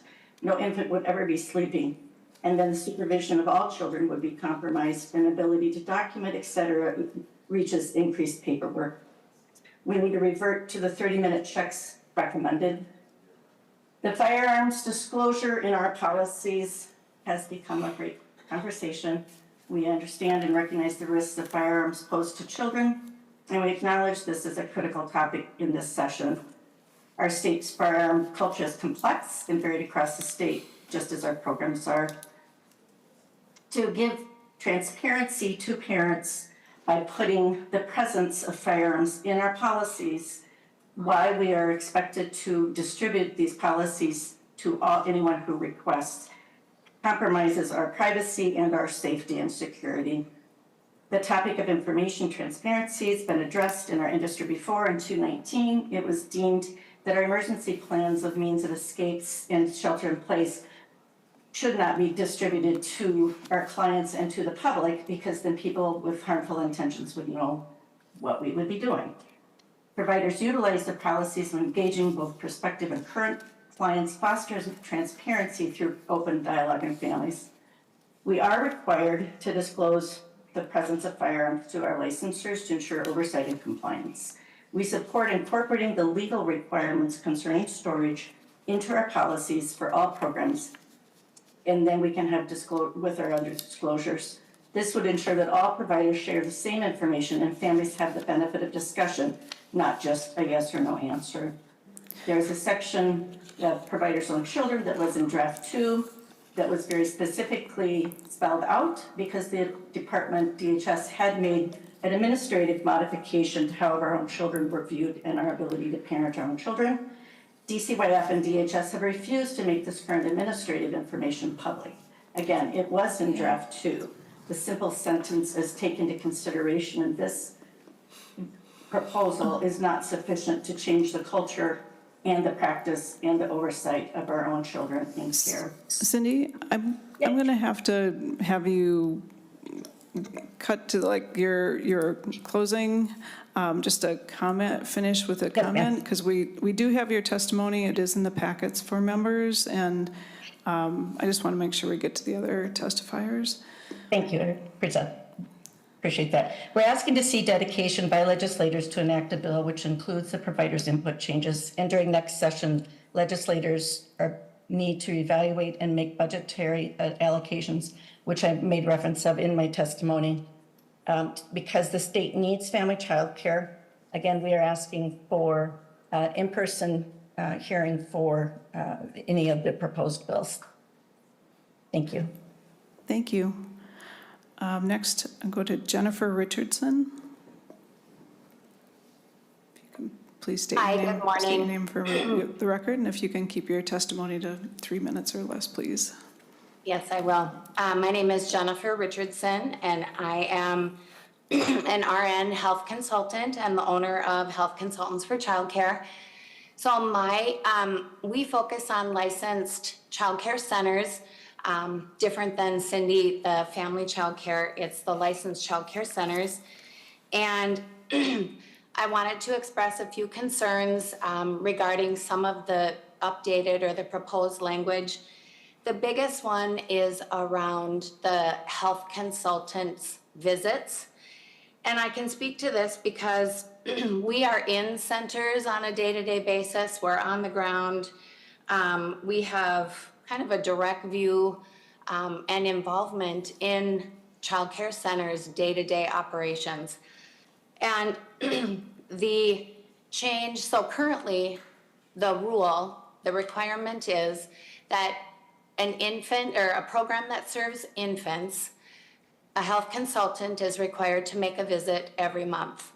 As we move through the drafts, the second draft of the modernization had brought up the idea that every other visit, still monthly visits were required, but every other month could be done virtual. And some of that flexibility is wonderful, just given nurses having to drive the metro, bad traffic, even extending out to rural Minnesota. Some of those virtual options on a limited basis are a wonderful suggestion.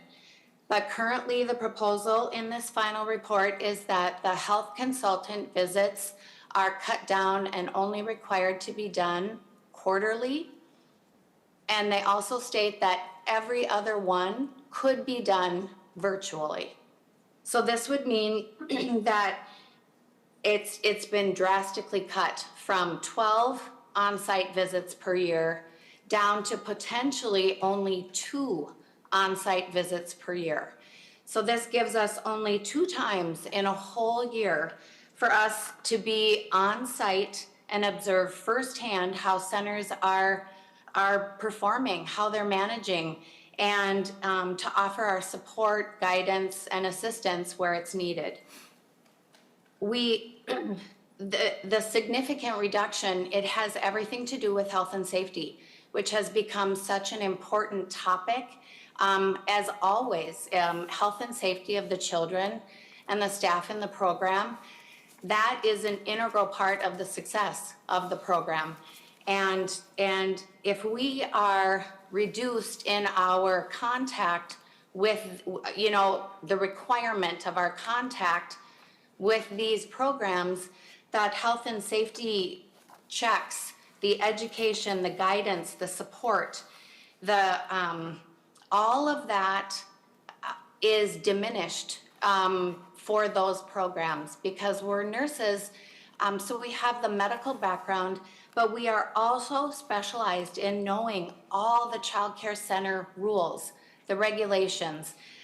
We are kind of a link between healthcare and childcare and helping them navigate the rules and the requirements and understanding from a health perspective why some of the rules are what they are. And we're responsible for a lot of things according to Minnesota rules. We have to review the center's policies in person. We do everything with first aid, health and safety topics, which can include infant and toddler equipment, field trips, playground Jennifer? equipment. I'm gonna stop you there. We can also have more in-depth testimony when we do hear the bill. Okay. And you can more fully comment on your concerns, but if you could. So that kind of is my biggest concern, is just limiting that requirement and putting such a drastic decrease in the amount of visits. I feel really will directly impact the health and safety of the program, and the continuity of helping licensing do their job and helping us do our job for an overall healthy program. All right. So thank you for your time. Thank you. And next, Dr. Nicole Smarillo. And Murillo. Hi. And if you could. Can you hear me? Yes, we can hear you. Great. If you can I'll keep make your this fast. testimony to brief Sure. testimony, and then if, like Yes. I mentioned to Jennifer, we can have additional testimony later. Sure. Madam Chair and members, I'm Dr. Nicole Smarillo. I'm the Director of Data Research and Policy here at Think Small. Think Small recently engaged with 40 early educators and leaders from the field over several months to make several recommendations, and I'm here to speak with you about the licensing modernization proposal in light of those recommendations. Participants began the work with a shared experience. Licensing is essential, but the current system is confusing. It can be a mix of safety, quality, and paperwork that pulls them away from children. Licensing often is a guessing game that can be punitive and inconsistent. Providers want strong, consistently implemented rules and recommend licensing should do what licensing does best: protect health and safety, not carry the full weight of assuring quality. Quality is real, it matters deeply, but belongs in a different profession-guided part of the system. To the extent that this bill streamlines requirements and focuses licensing on those aspects of care that truly keep children healthy and safe, such as ratios, supervision, hazard-free environments, and basic training in health, safety, child development, and behavior management, the bill is aligned with what providers in our process want. However, we urge caution in asking for licensing to carry responsibility for health and safety and program quality at the same time. Licensing job is to ensure the health and safety of children. When we mix health and safety rules with quality-related expectations, the system is burdensome and providers lose time with children in order to manage compliance. Families get confusing messages about what to expect from licensed programs. And as we've seen with the current system, we still don't consistently see the program quality we want to see. We ask that as you modernize, treat this as an opportunity to build a clear, streamlined, and well-implemented health and safety foundation. Let's do health and safety well. focus on rules that truly keep children safe and can be applied consistently in homes and centers across Minnesota. At the same time, separate out items that are actually about quality rather than health and safety. Those expectations do matter, but they belong in a dedicated, profession-guided quality framework with coaching and supports attached. If these two pieces can move together, modernization becomes the first building block of a stronger system of early care and education in Minnesota. On behalf of the educators and leaders who devoted months to this work, I urge you to use this modernization bill as an opportunity not only to fix what isn't working in licensing, but to lay the groundwork for a broader vision where the state protects health and safety, the profession leads on quality, and families can finally understand clearly what their options mean. Thank you, Madam Chair and members.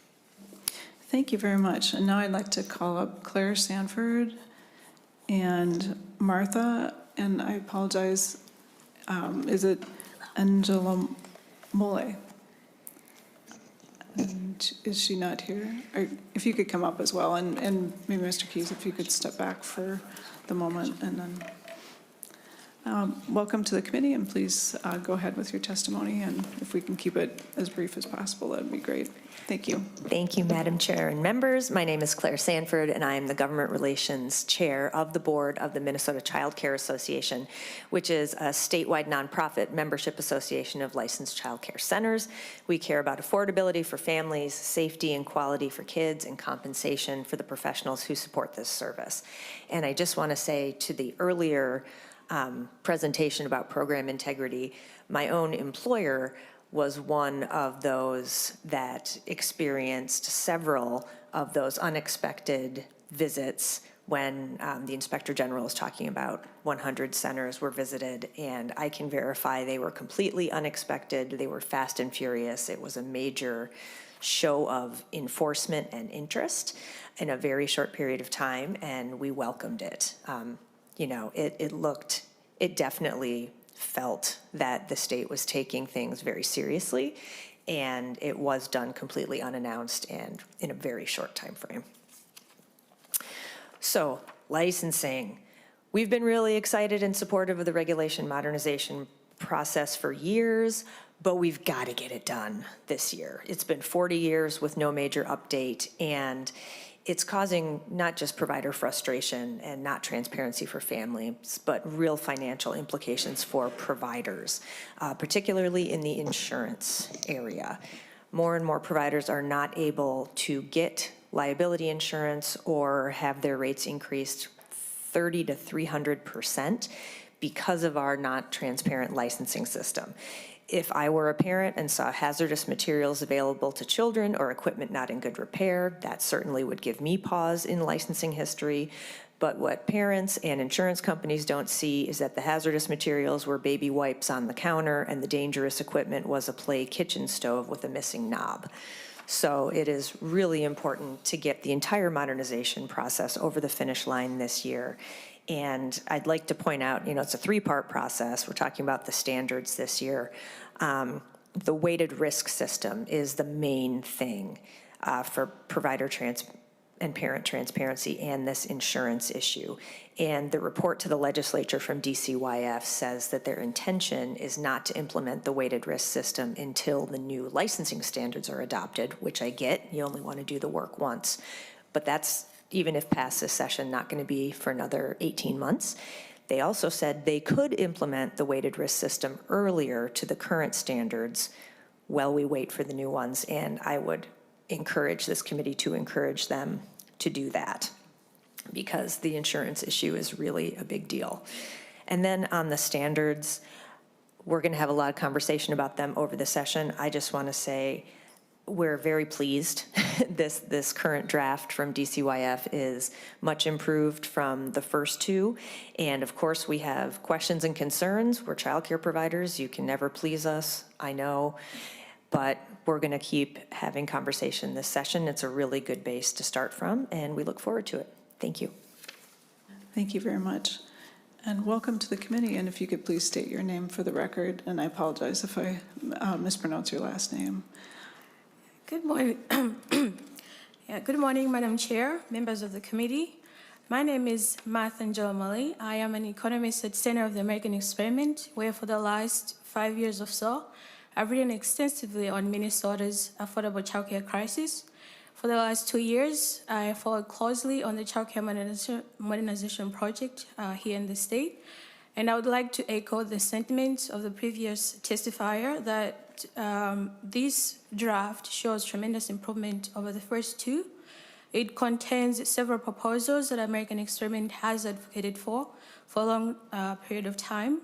This includes changes that make it easier for centers to hire teachers, as well as improved flexibility for family child care providers on staff-child ratios.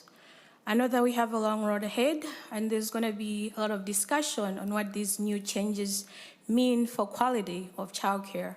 So I'm here today just to specifically share some studies that have specifically investigated the link between childcare regulations and how they affect prices, supply, and quality of childcare. Generally, studies have found that while regulations raise the cost of care, they have little to no impact on quality. This is because these regulations are focused on structural measures such as staff-child ratios that have no direct link to the quality of childcare. I'll just give an example here of a 2015 paper by researchers at George Mason University. They found that while staff-child ratios and education requirements had no impact on quality, they raised the cost of childcare by thousands of dollars per child. This is supported by multiple other studies, including one by the National Institute of Child Health and Human Development, which found that what matters for child quality is the level of interaction between the teacher and the child. And this can be improved by encouraging teachers to train in early childhood development as opposed to lengthening the time of education that they're supposed to have. Some studies even suggest that because stringent regulations actually drive daycare centers out of the market, they force parents to use low-quality, unregulated care outside of the market, which lowers the quality of childcare overall in the state. Everyone in this committee is likely aware, but I think it bears repeating, that Minnesota is one of the most expensive states for center-based care. In 2024, parents spent over $20,000 to send an infant to daycare in the state. If we account for high income levels, that still puts us at the 7th least affordable state for childcare. Even California, which is the most expensive state in this country, was more affordable for childcare than Minnesota, which says something about the level of regulations in the state. Overall, I think that more can be done to reduce the burden of licensing on providers, especially if the goal is to lower the cost of childcare. But I think this proposal in front of us has a lot of good ideas. It doesn't address everything, but it is a step in the right direction. So I'd like to urge this committee to treat it as such. Thank you, Madam Chair and members of the committee. Thank you very much. Now, members, we will do a brief discussion. We have Senator Etke and Senator Bolden. Senator Etke. Thank you, Madam Chair. And actually, my question is for Mr. Keyes, and he's coming up here. So going back to the slides, and I was on page 45 where we ended with your testimony there, or what you're covering. And you had talked briefly about the attendance tracking requirements, and even for those providers that aren't taking any public subsidies or payments, that we'd be requesting attendance tracking from those individuals. Is there a minimum provider number? I mean, if a provider has got 2 or 4 or 6 kids, is there any minimum at what point, at a point where they don't have to participate according to this proposal? Because I'm afraid we would lose a lot of those small ones because they stay that way because they don't want interaction. But I was just wondering if there's a minimum proposed. Mr. Keyes? Madam Chair, members. So what we're talking about in the licensing standards is in a family child care, it's as simple as having a piece of paper by your door where the parents, write down what time they arrived with their child and the child's name.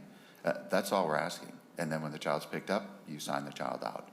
So that's all we're asking from family child care centers, is that there's a daily attendance record that's available each day.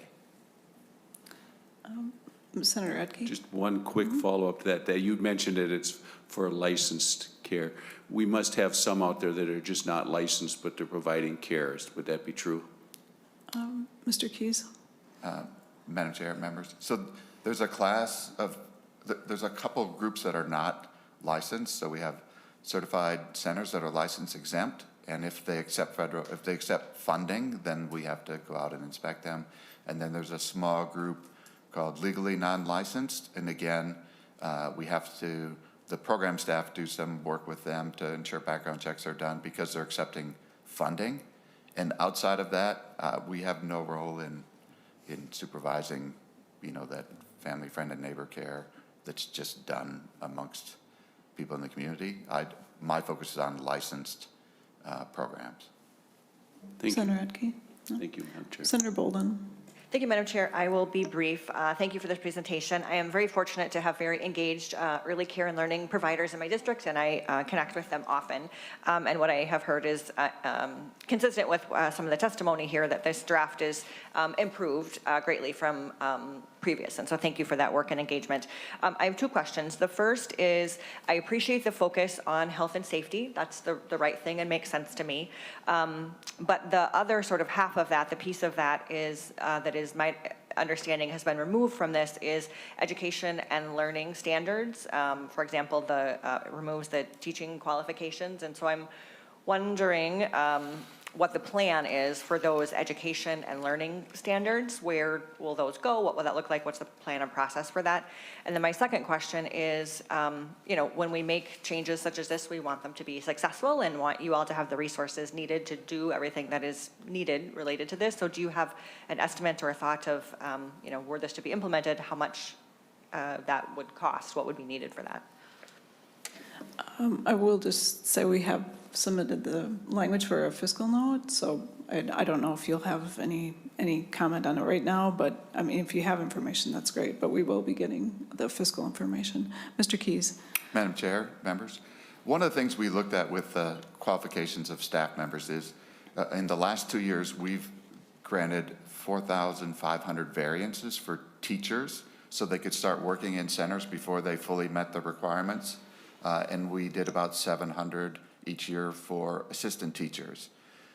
We had already published standards for what level we would approve variances for, and a lot of the feedback we got from childcare directors is it's hard to hire staff. It's hard to find people that meet those qualifications.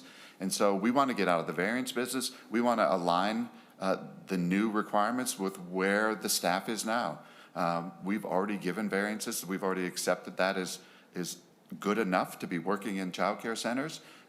We've strengthened the qualifications around the director position to make sure that the person who's running the center has stronger qualifications.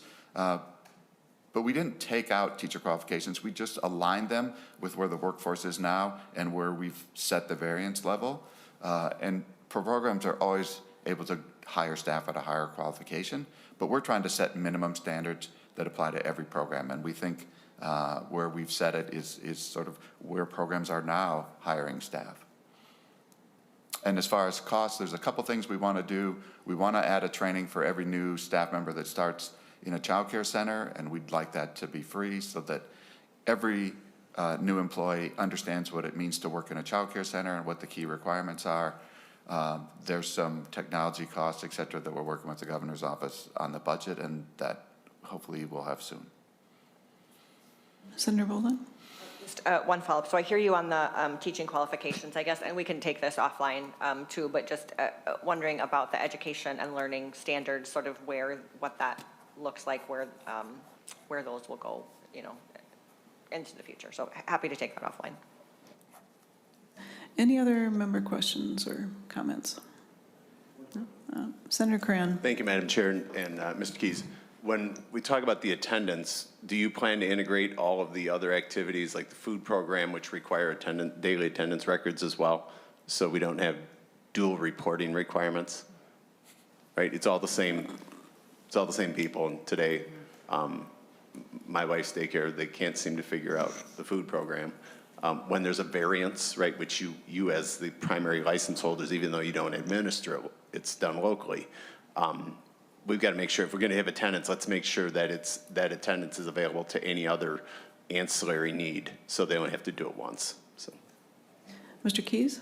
Madam Chair, remember, yes, we've recently had some experience with sort of looking at food program records and our tenants' records. They're not exactly the same, and so, but that's something we can follow up with MD a little bit on and see if they're different programs that have different requirements, and so we can look at that. I don't know if we can get fully where you want to be, but. Thank you, Madam Chair. And I guess the quick would be, if we have to do that modification of reporting and to track variances, so they don't have, right, once a variance is implied or granted, that it's tracked by date, there's a begin date, there's an end date, those types of things. Because it's going to be another reporting requirement in addition to the current food reporting requirement, and they can't seem to do that very well, and it's all based on attendance, and then of course if you're serving food. So I assume we could accommodate it. Thank you. Thank you, and hope, yeah, that's something that we can look into. Did you have a further comment, Mr. Keys? Yes, Madam Chair, member. So a couple things. One, we're going to take the variance level to the state for the county license programs. Because we've added increased flexibility in the program sizes, the group sizes, we think there'll be less need for variances. And again, if we adopt these sort of new staff minimum standards, we don't expect to grant a lot of variances below that level. So we want to get out of the variance level, make it easy for everyone. Okay. Madam Chair, sorry, Senator that brought up the whole other issue. Well, that's great, but you're not in the local area. And so in growing families, right, you can't plan the birth, and we got young growing families, and so they want their children together. Those, I mean, it's not frequently, but it's common from the perspective of well, I gotta believe it's in Metro as well, that are in-home daycare providers, that those are going to be a need. You're not going to be able to define one size fits all, and then we leave families without provider for an extended period of time. That happens today, even when variances are considered and considered at the local level, where we have the greatest attachment to the community who's actually providing the service, and that's at the county. So I'll be examining that change, and we'll have to work together on it. So thank you. Thank you. Yeah, and I think that's one of the areas that has come up, with people that want to have more discussion. I think testimony has revealed a few other specific areas, but I encourage members to look at the report and then look at some of the key areas that have been changed, and then bring forward if you have any other questions or concerns about them. And then hopefully, as we get the bill introduced, then we'll be able to have people respond with specific questions about the language, and then maybe we need to have more meetings just to talk about those things, and then come back for a bill hearing where we can go through and have people testify about their specific concerns. So I really appreciate your time today and your preparation. Thank you for the comprehensive information you've provided us on these topics. And I think, any other closing comments, Commissioner Brown, or not? We can leave it. Okay, we'll leave it there, and I appreciate members staying.